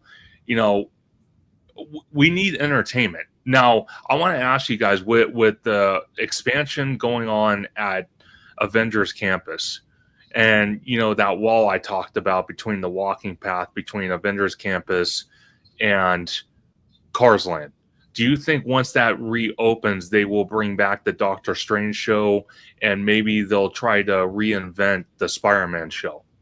So I would just I'll say this before I go, because I gotta head out. But in terms of entertainment, you know, the parks could use more entertainment, absolutely.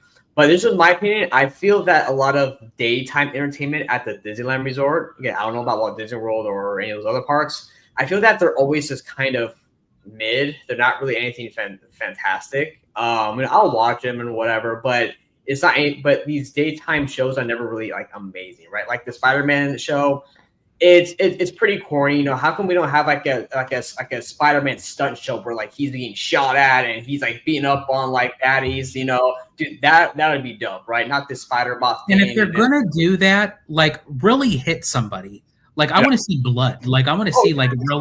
Like that's what MCU is. Like I mean, I want to see the real stuff. Like of course.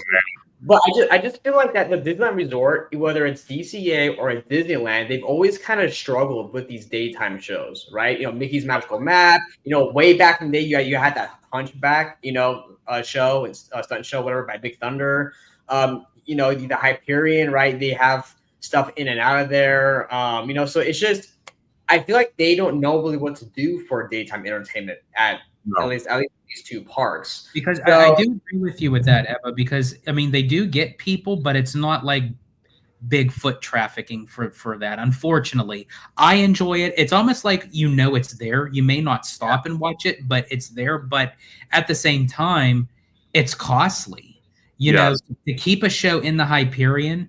Frozen was, I forget what the price tag was, but it was an astronomical number per day that they were spending. So as much as I love the shows in the Hyperion, but I can understand where now my idea with that is I say get rid of the Hyperion in DCA, put it somewhere in downtown Disney, and do an upcharge ticket event, sort of like how they do with Cirque du Soleil at Disney Springs here at Walt Disney World. Yeah, I 100% agree with that. But who knows though? I think the Hyperion needs to be leveled, and I think, you know, because if you look at it, it's pretty massive. It has a massive footprint, and it's right in the middle between Avengers Campus and the Hollywood backlot. I think either what George was saying, you share that, you use that footprint to make that the entrance in the Pandora, since it's going to go in the Hollywood backlot, or you acquire that space for more Avengers expansion for another attraction. Because I think that Web Slingers, no offense, Mr. Webba, but Web Slingers, it's a hit or a miss. It's a fun ride, but it's like one of those. No, just say it. It sucks ass. Okay, well, George said it. I didn't say it. He said it. But it's good for one time. It's a good one-timer. Yeah. It's like once you experience the amazing adventures of Spider-Man at Islands of Adventure, you're like, okay, what are we doing here? Like, is this even in comparison? Exactly. But conductor, I have to go, guys. I am so sorry, but this was fun chatting with you guys. And I will talk to you all later. Definitely. Yeah, fine shit, whatever. You pissed off George. So no secret texting. No secret texting. No secret texting. But you guys. Mr. Webb, it was great to have you on. Where can everyone find you on social media before you go save the neighborhood? Absolutely. You can find me on social media, Threads, Twitter, Instagram, at Mr. Webba 91. You can also find me with this guy here on Orange Grove 55. Absolutely. Mr. Webba, it was great to have you on. See you soon. See you later. See ya. And then, you know, going back to this, you know, I kind of feel that I kind of feel that Spider-Man, even though he kind of just left to go save the city, but I kind of feel like Web Slingers was a cop-out. I would have loved to seen Spider-Man get some type of actual e-ticket attraction, whether it was a coaster like the International Park is getting, or some type of e-ticket attraction. I just that's actually what was part of the original plan when Marvel was actually going to go where Avatar is going. Yes. Because that was the original footprint. Marvel Adventures Campus was going to go where the backlot is. And I believe that long stretch, what you have up on screen right now with the Hyperion, I believe was supposed to be a roller coaster, kind of having the same ride vehicles as Tron, but it was supposed to be of Captain America. That would have been sick. That would have been awesome. But, you know, since they didn't do that, I could see it either both ways. Like you're saying, George, either make that footprint the entrance into Avatar, or acquire that footprint and build another e-ticket attraction for Avengers Campus. I see it. Yeah, actually, that's what I would have done. Again, if they were to move Avatar over to the Symbolot, maybe kind of continue what they started and literally utilize the whole backlot area and even beyond the bus load unload area, and just make that whole section just all Marvel. Because you have to think MCU is huge. Like literally, we're right off of Thunderbolts, which was a great movie, by the way. The ending kind of prepares us for Fantastic Four, and then Fantastic Four is going to prepare us for Doomsday and Secret Wars, which then is supposed to lead into the X-Men. So I mean, we're have like about a decade full of Marvel that, if it's done well, if it's done right, I mean, they could do so much with all that. They could have had the whole. If you look at the map, the whole left side of DCA could have just been all dedicated to Marvel. Oh, 100%. Tell me what you think about that. Well, I'm just going to go on the entertainment side, bro, what you're saying. I just don't think Disney knows what's going to hit anymore. Andor for Star Wars was a fluke. I feel like that is just top tier Star Wars, that Andor show. And then like with Marvel, it's hard because Thunderbolts hit really hard, especially for diehards.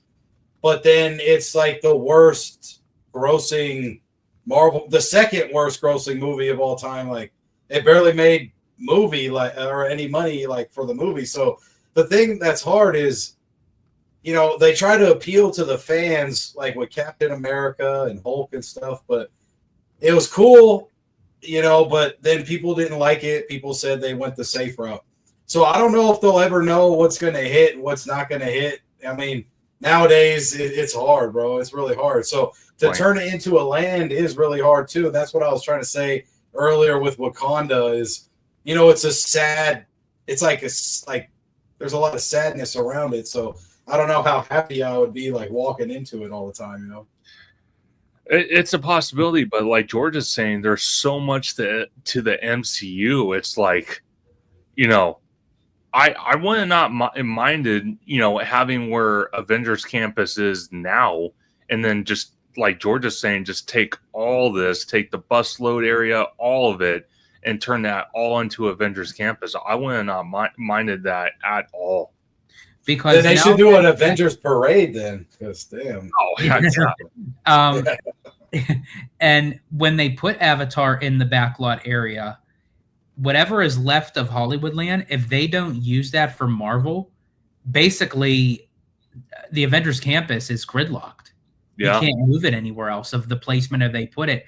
And I'm sorry, to me, that's an injustice to Marvel because of so much that goes on, and you're just going to have a small little campus. And that's why I think in time, Wakanda is going to end up over on the Symbolot. Definitely. But it would also do it justice if they took the Hyperion footprint and just leveled that building and used it for another e-ticket attraction. We're going to have to. Because if the Hyperion is not going to be part of the footprint of Avatar, it definitely is going to be part of Marvel. It has to. Oh, yeah. The only question I have is the Hollywood Boulevard here, because you have two entrances into this back lot. Would you have to wall it off right here if they do decide to do another e-ticket attraction, or you think they would have an entrance on both sides? I actually think, I think they would still have to have two entrance ways, because I think it would just be so cluttered to have people going in and out of one way. Yeah. But I think that they would maybe cut it off so you could still exit out. Yeah. Where you can curve down into the street, but where it goes downward, where it would move into the campus, that's where they would block it off. That makes sense. And then probably because they have the Stark Industry kind of, doors, kind of like what we saw with Pixar, those big doors leading to the backstage area. They can have the entrance for that e-ticket attraction if they decide to do another one in this footprint going right here. So the exit of Guardians, you can have the entrance into that new e-ticket attraction, but even that would cause a cluster F. Mm-hmm. Yeah. You know, I want to ask you guys one more thing before we do go, because we were talking about, or Webba was, and I think George, you were too, was this is another kind of stage show that's next to it's next to Mickey's Toontown. You know, when you're looking at this is such a big footprint. Do you think that is a waste of space just to have that building there, just sitting there? Absolutely. Yeah. So, even with Mickey's Magical Map, it was a cute show, but I mean, to utilize all that space just for that kind of show, I mean, me personally, I see potential for a future Fantasyland expansion, and the way that it's kind of perched upward on a hillside, I would do something of Beauty and the Beast. I was just going to say that, because when you look at that attraction, where's that at? Is that in Hong Kong or Japan? Tokyo? Tokyo. Okay, so I've actually watched the POV of that because it looked absolutely fantastic. I think that would fit perfect right there. 100%. 100%. You know, it's such a waste of space. They do nothing with it. It's a metal monstrosity. Looking at it. Chris West said, or even Frozen. You can do the Northern Mountains. Yes. Yeah, that's hard. So I want to ask you, George, about this. You know, because he did mention Frozen. I remember when the Disney or when the City Council of Anaheim was still going through their hearings with people speaking out and whatnot. We talked on Orange Grove 55 about the Lilo and Stitch parking lot, because when you walk through Bayou Country at the end where Pooh Corner is, that's supposed to be another gate that's supposed to lead into the Lilo and Stitch parking lot. And I'm wondering if they do bring Frozen, if it's going to go in this area. It's possible. I think at some point or another, I'm surprised Frozen didn't already end up in any of the domestic parks other than Frozen Ever After at Epcot, for how big the Frozen pandemonium was. Like back since 2000, when did the first one come out? 2013? Yeah. I'm surprised that we only got just one single attraction, and every other park around the globe internationally is getting some form of a Frozen land, but we don't in the States. That is just like beyond me. But that's injustice right there. I was also thinking that, kind of going back, and actually Chris West asked, do you think they'll still add Zootopia? If they wouldn't add it into the Simba lot, I could also see them putting Zootopia here, because going off of Bayou Country, where you have a lot of animals and critters, it would be a nice transition into Zootopia. Plus, with Zootopia 2, when we went to D23, they showed us a little like sneak peek of what it was. And there is a scene in the movie that is of a swampy, boggy marsh. Yes. So that kind of fits in with the bayou as well. And plus, it would be a different rendition utilizing Zootopia, where it wouldn't, be a carbon copy from Shanghai. And that is true what Chris West said. There's also 2 more Frozen movies coming. So again, not saying that is true. Yeah, I actually could eat some of my words of that, because maybe that's why Disney's not hurrying up to make something right away, because with 2 more movies coming out can create more better storyline. Definitely. And Chris West also said, or whatever is left of Hollywoodland, retheme the buildings to Zootopia. Yeah, that'd be clean. But I think Hollywoodland, it's going to be consumed by all of Avatar, 100%. So if they were going to build a Zootopia, again, the Hollywood backlot wouldn't have been perfect, but maybe it's slated to come for the Simba parking lot. Maybe. But it's funny because let me see if I can find it. I forget where he sent it. Dragon Blood sent me a screenshot of Scott Gustin's tweet. Where did he send it to me from? Well, if you find it, send it to send it to me on X on messages, and I'll pull it up. Okay. Tommy, I want to ask you why George is doing that. Do you think a Beauty and the Beast attraction would fit in this footprint? I could see it there for sure, but now after Chris was saying Frozen, I mean, I could see Arendelle there. I mean, yeah, that land is crazy. Like the overseas Disney parks that they have those, man, that might be it. And then that's the big seller right now. I mean, of course, Beauty and the Beast is always going to be the classic. Sure. And then, like, for us, you know, I mean, we love Beauty and the Beast. But, you know, Frozen's going to bring those people in. It's going to bring the money in, I think. Beauty and the Beast would, too, I think, now, because it just depends. It would have to be that ride, though, the exact same almost. But, yeah, would we want the same exact one? I think they can have the best of both worlds, though. They can have Beauty and the Beast in that footprint, and then in the Lilo and Stitch parking lot, they can have Frozen and Arendelle and have the full land where they can't say, oh, yeah, we're cutting this, we're cutting that. Because one of the things I liked about Arendelle and Tokyo, like George was saying, was you walk in, you completely feel immersed. Right. They have the really nice lighting package. They have the little lagoon in the middle of the land. The castle looks amazing. I think it would go in the Lilo and Stitch parking lot. That's where I think it should go. I think it was Bricky who did a video way back. This was a while ago because he's done so many videos now, I can't even keep track. But he did a video showing how Arendelle fits perfectly into the Lilo and Stitch parking lot.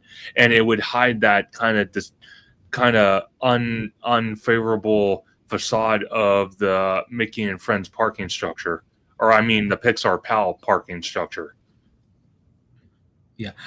Conductor, I did send that to your X. Okay, so let me pull that up so that way I can do that. Here we go. Okay. Is that it right there? That's it. Okay. So the upcoming Avatar theme will be built near the Hollywood backlot area at Disney California Adventure Park to make way for this new experience. Monsters Inc. Mike and Sully to the Rescue will close in early 2026. So what I found interesting with this post is some of the wording. It says near the Hollywood backlot. So for me, it sounds like it's not going to fully encompass the whole entire Hollywood land. It seems like it's going to be a piece of it, which then is going to alleviate some of the rest. And that's what I'm thinking is going to be more for Marvel. Because why would they then take out the red car trolley, despite that I was the one responsible for it?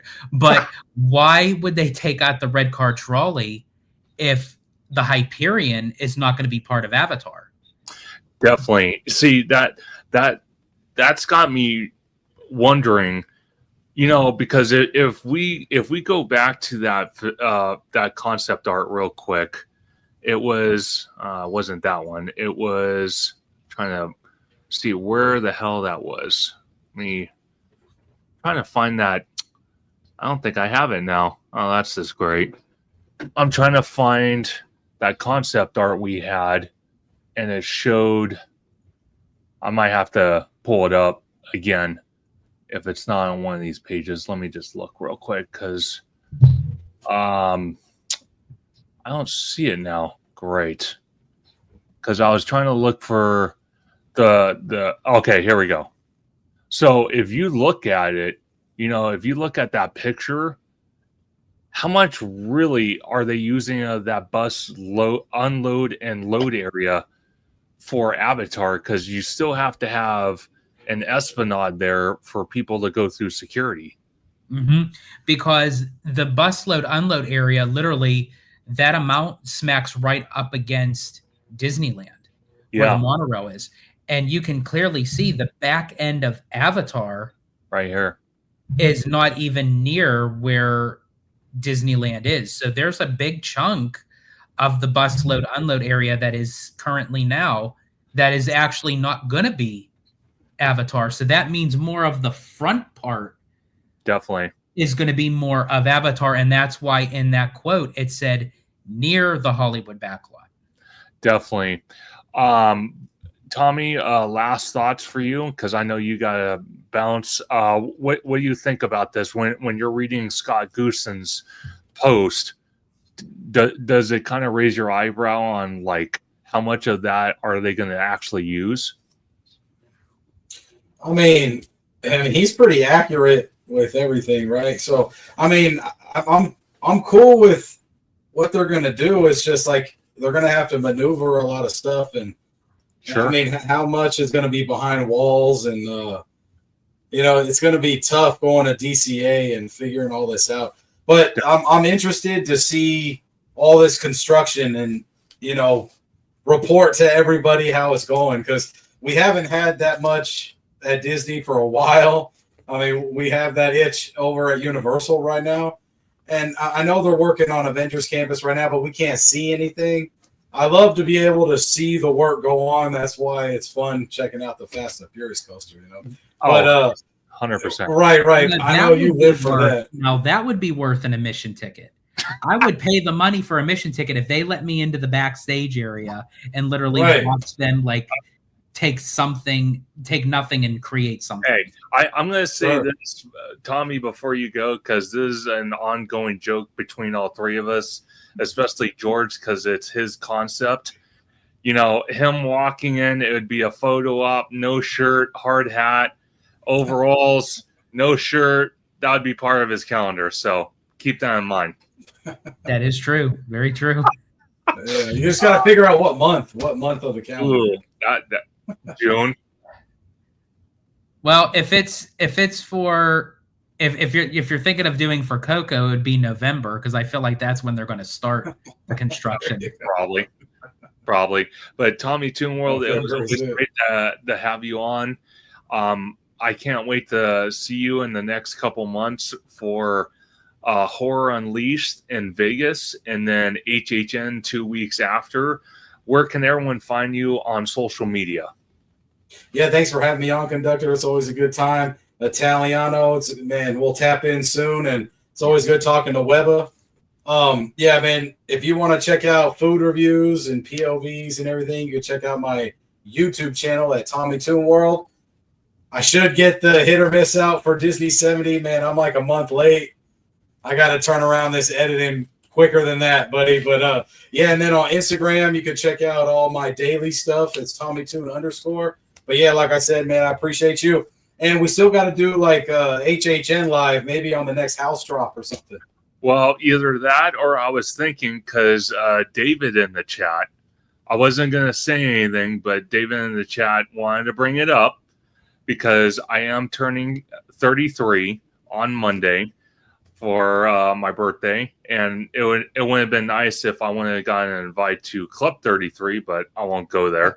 But I might do a live stream on my birthday with Mondo and Junior, and Tommy, you're more than welcome. George, you're more than welcome as well to talk about HHN. So I'll try to get in touch with them and see what happens with that. But Tommy, it's always great to see you, and I can't wait to have you back on the show. Have a good night. Man, I appreciate you guys, man. Take it easy.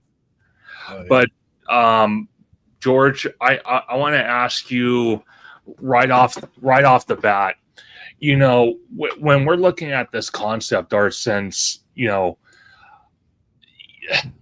I don't know, it's just, I don't know, it kind of looks, I know it's kind of hard to see, but I know this is the security area, or the supposed security area you're going to go through.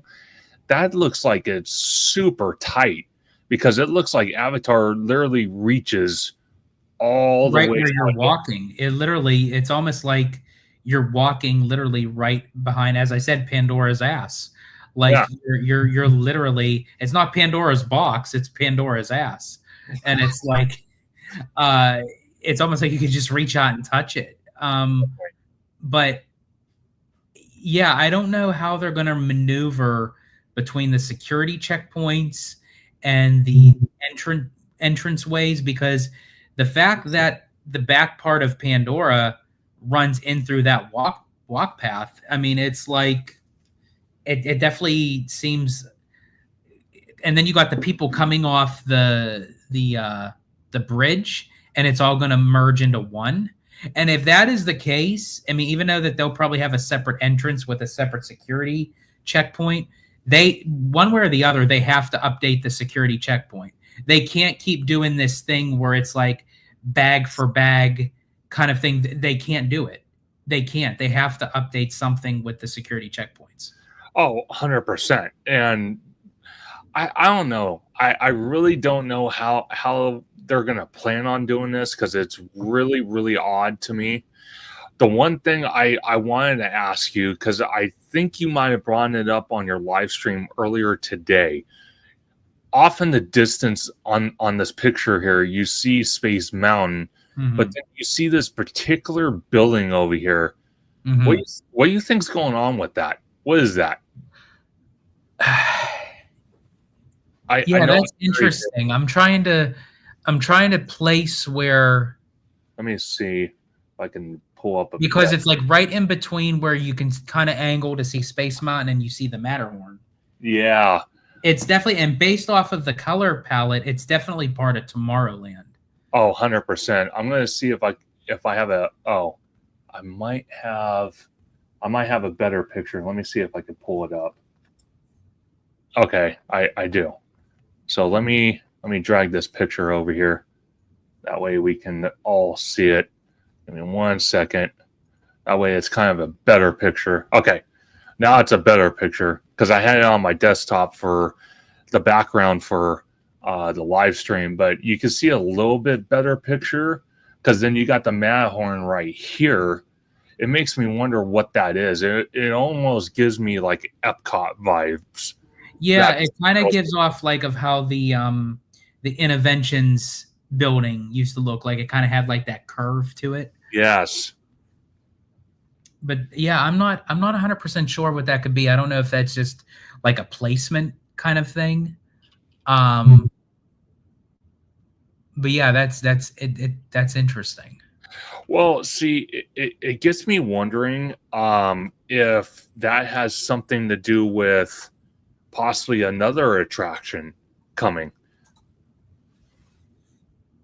I mean, again, speaking of Marvel, I mean, they are going to start the meet and greets for Fantastic Four. They already created the little Herbie audio animatronic. And I mean, already the ticket sales so far, they said, is the highest grossing ticket sales in one day so far of 2025 for the Fantastic Four. Oh, I 100% believe that. And then it's crazy to think about because Tomorrowland really doesn't have an identity. It's kind of lost in between page 5 and page 6. There is no identity. There is no nothing. All you got there really is Space Tours. You got Space Mountain and you got Buzz Lightyear, which shouldn't even be there in the first place. It should be on Pixar Pier somewhere, but I know that's not going to happen anytime soon, especially with the one area they couldn't put that attraction. Now they're going to put Coco there. So I don't know what they're going to do. I really don't know what they're going to do. And I think with Tomorrowland, and this proclaims to both of them, of Disneyland and Walt Disney World, I feel like if they're going to do anything with it, it may possibly be part of the back end of the 10-year. Probably. And it's kind of sad that it's even going to get pushed that long. I really honestly wish... I understand the Disneyland Forward project needs to happen.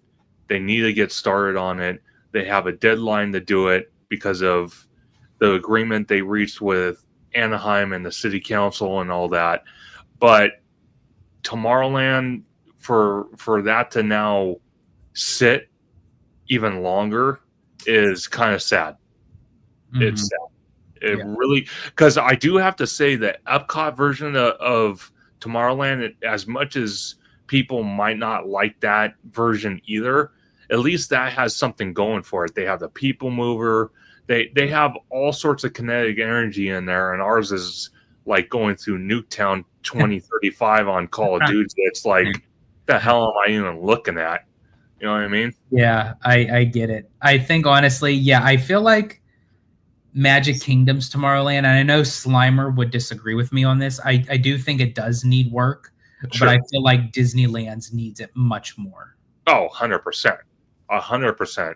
Because it was even rumored at one point that they were going to rip out the old launch bay building, because that has a massive footprint, take up part of Autopia and build Tron there. I know it would probably never happen, but I'd rather have that than a vacant building that just stares at you. I mean, majority of Tomorrowland is a lot of stuff that's just kind of sitting and rotting. Yeah. I mean, you have the old Carousel of Progress building, you have the People Mover track, you have that useless Star Wars launch bay building, but hey, you got the freaking lounge up above. I mean, yeah, can't live without that. But yeah, so I feel like if they were to utilize Fantastic Four into Tomorrowland, I think that's a great start. Oh, 100%. You know, at least they're doing something with it, whether it's meet and greet, selling merch, whatever. But I think that land is now becoming what I call the land of the popcorn buckets. Like when people go to special events and they want to find popcorn buckets. Oh, yeah, that's why a lot of people are in Tomorrowland. They're either there for Space Mountain or to buy a popcorn bucket. Exactly. So it's the land of the popcorn bucket. Man, that's too funny. Joe M said, I hope the Fantastic Four pop-up is extra good. Do you think it will? I think so. I think the fact that Disney announced Fantastic Four was going to be implemented in Tomorrowland before the movie is even out, before ticket sales were even going on. Yeah. They already anticipated that this is going to be something big. This is going to be something special. And already it's starting to track that way because, as I said, ticket sales for the first day that it opened, it broke records for the ticket sales of in 2025. Oh, 100%. I totally agree with that. It's just my only problem is if they do it correctly, which I feel well. Yeah, it has to be done well, just like with the film. I mean, we already kind of got like a little bit of a bad taste with the other Fantastic Four films, especially the one after Silver Surfer. Yeah, that one was horrible. So it already looks like that they're going the route that even Kevin Feige said that the style of the film is based off of Tomorrowland and Epcot. So that gave them the inspiration to do it in that format, and it looks great. So I think to take from screen to reality into the parks, I think they'll do it well. I really do. Definitely. I want to ask you some follow-up questions, George, before we end it tonight. Was one of the things I didn't ask you earlier about the monorail, because someone in the chat brought up if they extend the monorail track to the Simba lot, because obviously they're going to build lands, they're going to build dining, they're going to build shopping, they're going to build entertainment in that parking lot. Do you think at some point, because we don't have it here on our monorail here on the West Coast, but on the East Coast they do you think they will update the monorail cars to have air conditioning in them? Because the one problem we have out here on the West Coast is during the summer, a lot of times they don't run the monorails if it's too hot.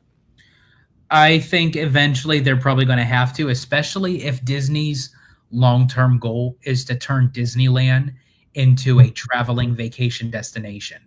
And if they start having tourism become a headliner for Disneyland, and people are going to end up utilizing the monorail not just for a ride enjoyment, but for transportation, and you're going to pack them all in, and especially during the hot summer days in California, I think it's it's detrimental that they do. 100%. The other question I wanted to ask you, because I know you and Abby went to the Contemporary today to have dinner. And one of the cool features I love about that hotel is the monorail runs right through that. Now, if they extend the monorail for the Disneyland Resort to reach the Simba parking lot and possibly even the Toy Story parking lot, if they turn that into something, which who knows if they will, but that's at least decades away. Do you think they would build another hotel and make it like the Contemporary where the monorail runs right through that, where it could take guests from the hotel and take them right into the resort?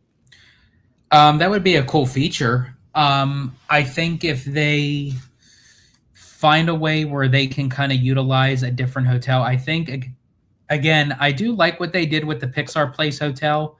Sure. I just feel like the placement of the hotel itself is an inconvenience to where it hinders park expansion. So if they can reroute another hotel and where it would fit in with the route of the monorail, absolutely. I think that's a great feature. It's funny because I 100% agree with that. Because if we go back to the Google image here that I had on my screen here a second ago, and we look at it, and this is, well, that's the Lilo and Stitch parking lot. But let me go back here, and here we go.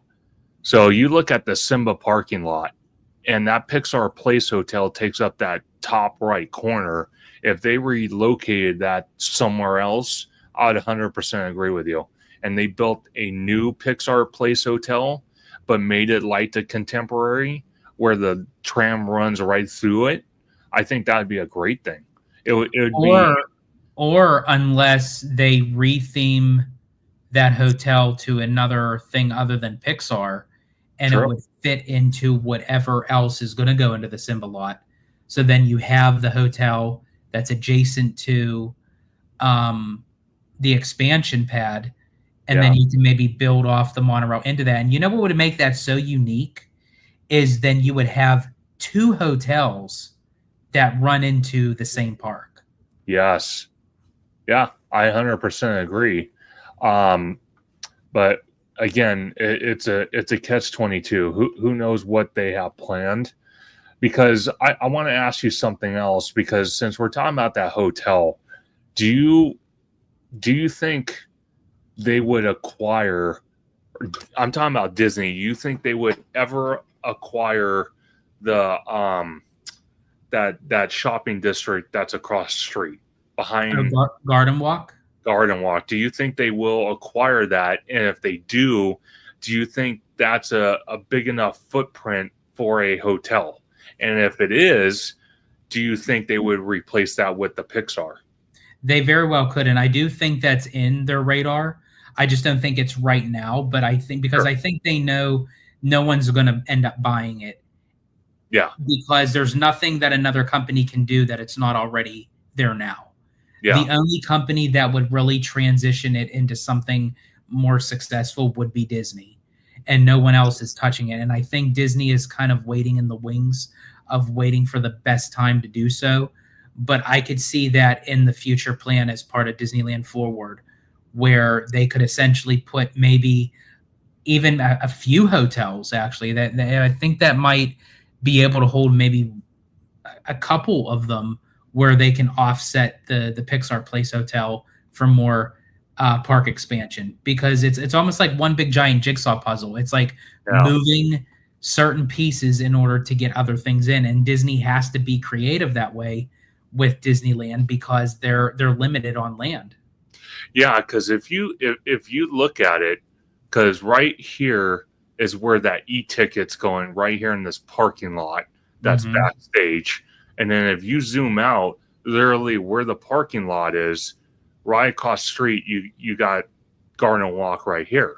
And then adjacent to that, you got the Toy Story lot, which possibly could be a third gate in the future. Yes.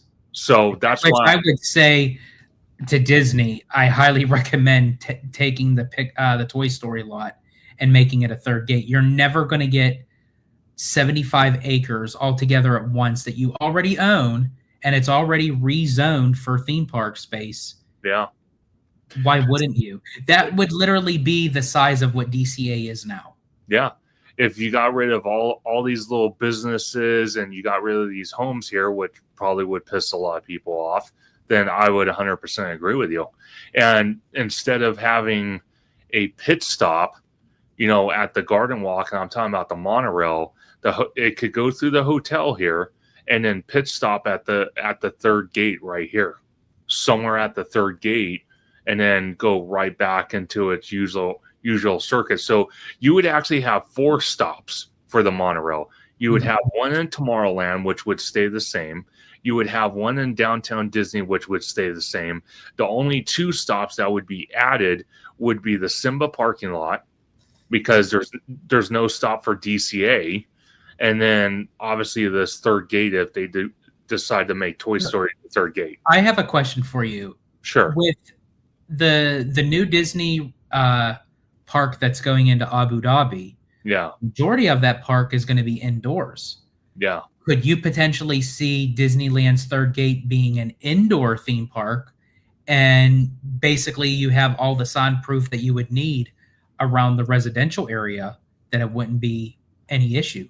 You could. I can't see why not. Why wouldn't, that would be perfect actually. Because if you wanted to build, a e-ticket attraction like a coaster or something that's going to create noise, or have a land kind of like Avatar, that you're going to have lighting effects, you're going to have sound, you're going to have all that type of stuff, I could see that. I don't see why not. And if residents have an issue with that, well, that's why there's a such thing called a realtor.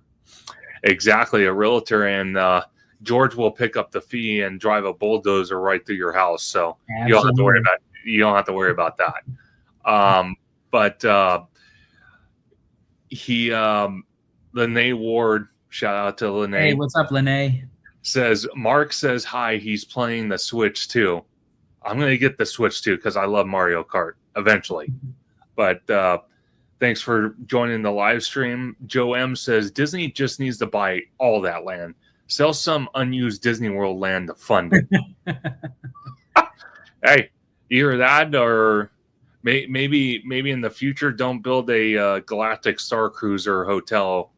Yeah, and charge $10,000 to. Well, and I think it's just recently that it was announced that Disneyland alone made $16.1 billion in revenue. Crazy.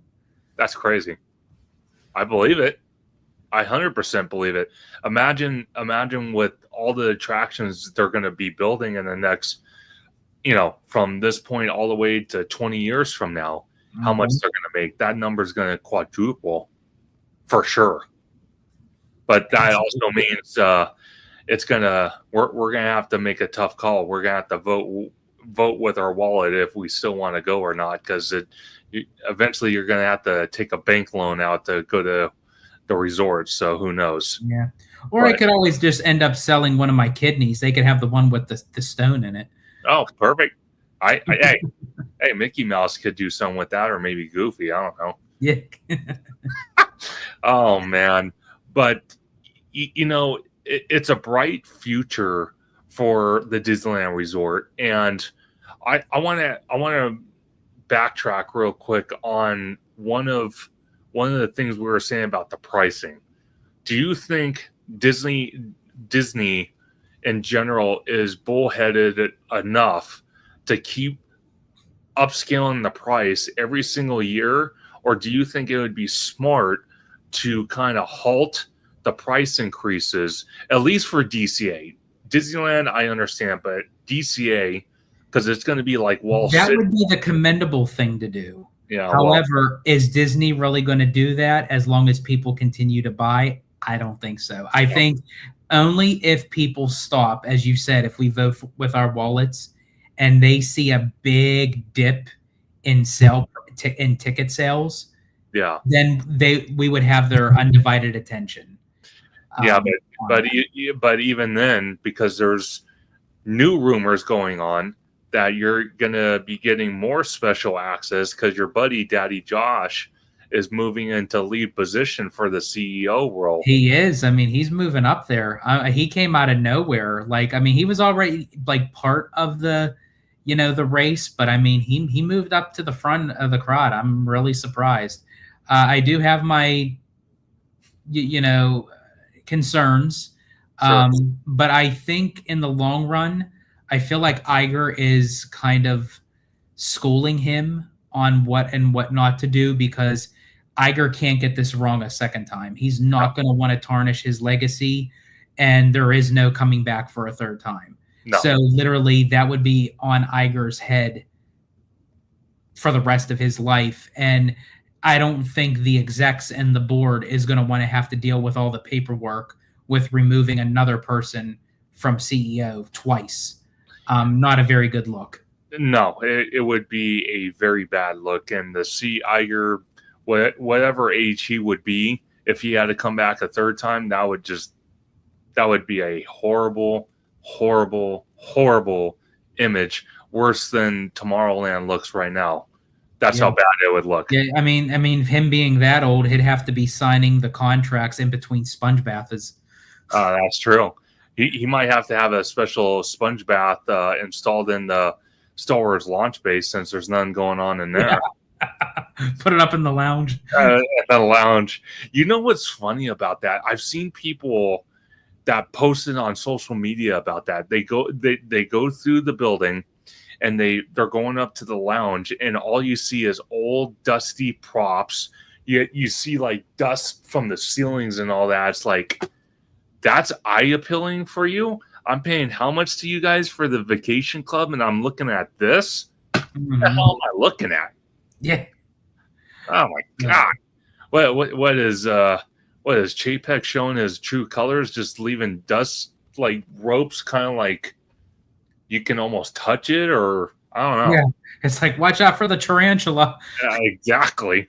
I want to get to two more comments, and then we're going to end tonight. But Lene Ward said the hotels besides the Garden Walk, like King's Inn and the one besides it, seem like they are just holding out to be bought out.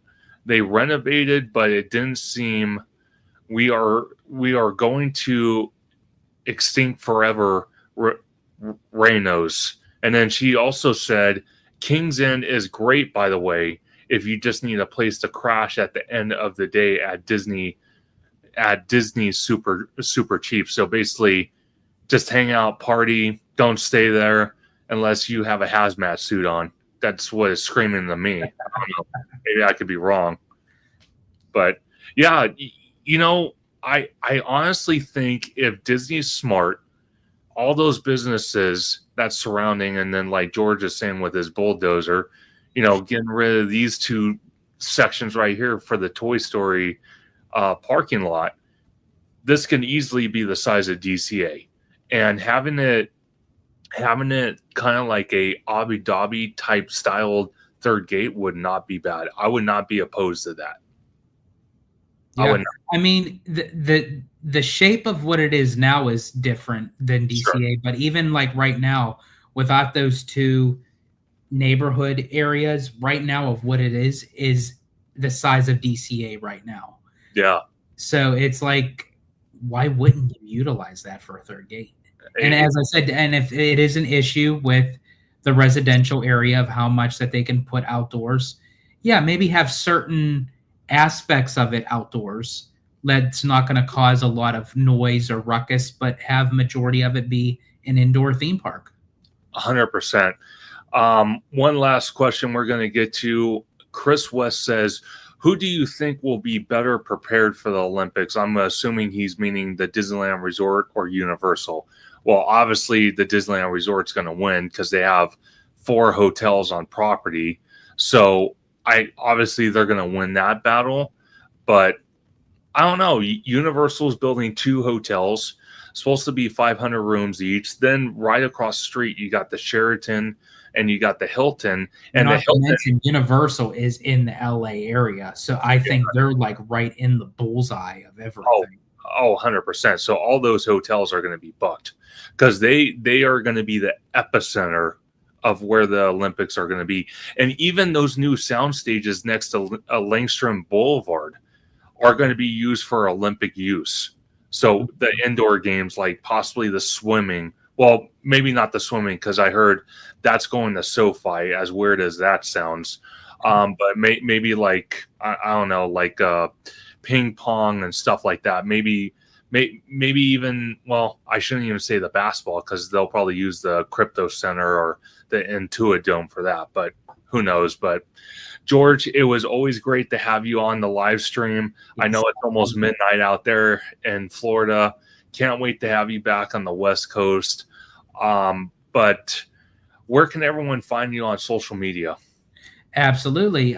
You can find me on Orange Grove 55 with my segment Citrus Corner with all that sweet, juicy, but sometimes sticky Disney news and info. And you could also find me on my new YouTube channel, Citrico Central, sister channel to Orange Grove 55. But I cover everything of in parks, Disneyland, Universal, Knott's Berry Farm, and we do all kinds of different videos where it's dining reviews, having the waiter or waitress order for us, ordering what the person in front of us ordered. We cover all that at many different theme parks, and also been doing a lot of lives too on Citrico Central. So I've been enjoying that and interacting with everybody. Definitely. And definitely please go check out Citrico Central because George has a lot of amazing content that is actually on the channel now. So definitely go check that out. And also stay tuned because in August, I will be joining not only Citrico Central, I will be joining Orange Grove 55 in August for a meet and greet in downtown Disney. George, you want to enlighten everybody real quick on that? Absolutely. So as Conductor was saying, in August, we are going to be having our second Orange Grove 55 meetup, and it'll be held in downtown Disney. We normally meet in the grassy area where all the seating is, and then we eventually go to a place for dinner. If you have park reservations that day, I highly recommend it because we'll probably be going into the park before, during, and after the event. And also, it's for my birthday. So we're going to have a big Disney Italiano birthday bash. So we want to have as many people that can join us, and it'll be on my birthday is August 23rd. But the meet and greet is going to be August 24th.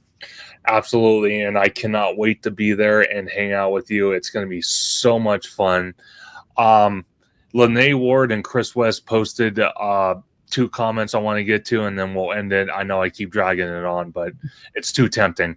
Lene Ward said, those people mover tracks in buildings are probably a safety issue.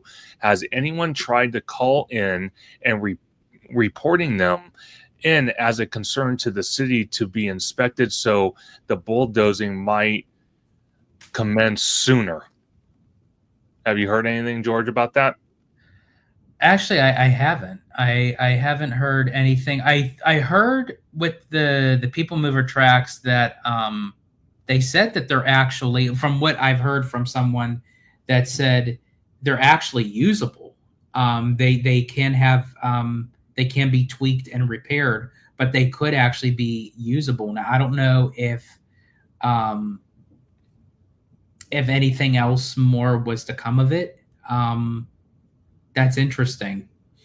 Yeah, definitely. I haven't really heard anything on that. Definitely. And again, Linnea Ward, thanks for the stream. Absolutely. Anytime.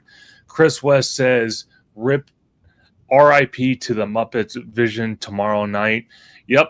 Muppets is having its last final debut tomorrow. And then it's the acts for them until they move into the Aerosmith roller coaster attraction. So we're not going to be seeing the Muppets for a little while until they move into that attraction. And then Lene Ward also says, Mark and I might have to put out hazmat suits on and book a room at the King's Inn for that. Oh, I 100% agree. I 100% agree with that. But again, thank you everybody in the chat. Thank you, George, the Italiano from Citrico Central. Thank you, Mr. Webba from I call him the neighborhood Spider-Man. That's what I'm going to call him. But definitely go check out his show, The Branch to Orange Grove 55. And shout out to Tommy Toon World. Definitely go check out his channel. He's slowly posting his food reviews and his videos from the Disneyland 70th. Obviously, George and I and him, OG, Mr. Webba, and Theme Park Wizard were all there. We even had Mr. Bricky take over Citrico Central for a little bit. So I think that was one of my main highlights. Oh, the fact that was my very first in-park live, and to have Bricky just take over, like I couldn't ask anything. Honestly, not even just that, just the fact of like meeting up with everybody. I mean, we had Adam the Woo, we had Offhand Disney, we had Magic Journeys. I mean, everybody, Provost Park Pass, Justin Scard, like literally we walked on Main Street and it's like Vlogger Central. 100%. I'm going to see if I could try to pull that picture up because I have it on X. I'm going to try to pull it up real quick before we get out of here, because that was by far one of the most amazing experiences. I kid you not. That was absolutely incredible. Here we go. Let me show everybody, just in case no one's seen it yet. I'm sure everyone has, but just in case, I have to show it. This is, look at that. You can't ask for a better photo op. You can't. Yeah. That was amazing.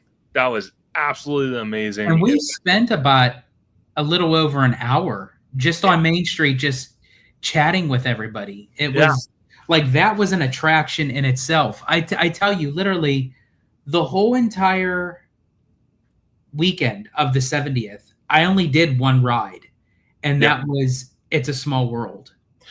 So I want to remind everybody that's still watching, the entire weekend while I was hanging out with George and OG and Tommy and Abby, we didn't do one ride. It was either we were doing the key challenges for that interactive key that you can see behind me on my dresser here, or we were just hanging out on Main Street, or just enjoying the atmosphere. That was completely legit. Again, I never thought in a million years I would ever get to hang out with Adam the Woo, Provo Park Pass, Bricky, Romuland, Magic Journeys. I see David from Fresh Baked quite a bit. You got Offhand Disney, and it's always good to see Theme Park Wizard in there, peeping his head out of the crowd right there. But yeah, it was such a magical experience, and it's something that if you tried to, replay it, I don't think you could. It's once in a lifetime moment. That was beyond awesome. Yeah, absolutely.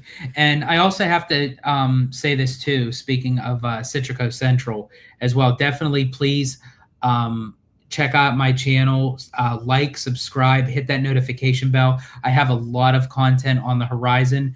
I post videos kind of daily. They're kind of like sporadic, but I mean, I get as much content out as possible. And as I said, I've been loving the lives lately, whether I'm doing them in studio, out on location, in my hotel room. Like, whenever I get the chance to interact with everybody, I absolutely love it. So as I said, definitely more content coming out of Citrico Central. As Conductor said, that him and Tommy will be doing the Horror Unleashed in Vegas. Abby and I will also be there as well, so we will be covering that. We will be attempting to go to HHN opening day. I'm going to try to get that, see how that RIP, what is it, tour kind of thing. Yeah. That for opening day as well. We have just a bunch of stuff. Obviously, Oogie Boogie and everything that's going to be coming up. So there's going to be lots of content coming on Citrico Central. So I just say, as I said, subscribe, like, and hit the notification bell so you can get that notification, because when something gets posted, you'll be the first to know. Oh, 100%. Like I said, please show Citrico Central some love. He has an amazing lineup for you guys, and it's going to be a great year, even into next year. Because, like I said, me and Tommy are going to be in Orlando for Epcot, or for Epic Universe, for Epcot, for Animal Kingdom. We are also going to meet George out there, and we're going to have a blast. I personally cannot wait. It's going to be absolutely fun. And, we're going to try to maybe drag OG with us, hopefully, and get him out there. And hopefully he doesn't slip on any puddles or wherever he slipped on at the airport. Yeah, out of the airport. Yeah, so hopefully that doesn't happen. I'll have to keep an eye on him so we can have some fun, because I have to tell you guys, right off the bat, just hanging out with these guys, where it was just George, his wife Abby, OG, me and Tommy. Oh my God, it was so much fun. I felt like we were the Goonies, just hanging out in there. It was crazy. It was crazy. It was so much fun, though. It was a blast. But I want to thank everybody for joining. Please smash that like button, subscribe to Theme Park Conductor. I'm your host, Theme Park Conductor. You can find me on YouTube, Instagram, Bluesky at Theme Park Conductor. You can find me on X at Theme Conductor. You can find me on Sundays, usually on Conductor Sunday live stream. But like I said, we're going to try to go and do another live stream on Monday, not only for my birthday, but to talk about the recent news that's coming out of Universal with HHN 2025. So we're going to break that all down, hopefully with Mondo from Five Fires Jr., which is always his partner in crime when it comes to Universal Studios Hollywood. Obviously, we're going to try to get George on the channel, Tommy on the channel. So it's going to be a great conversation. Everyone have a great night. Stay safe, stay cool, or stay warm wherever you might be. And I will see you guys on the next one. Have a good night, everybody.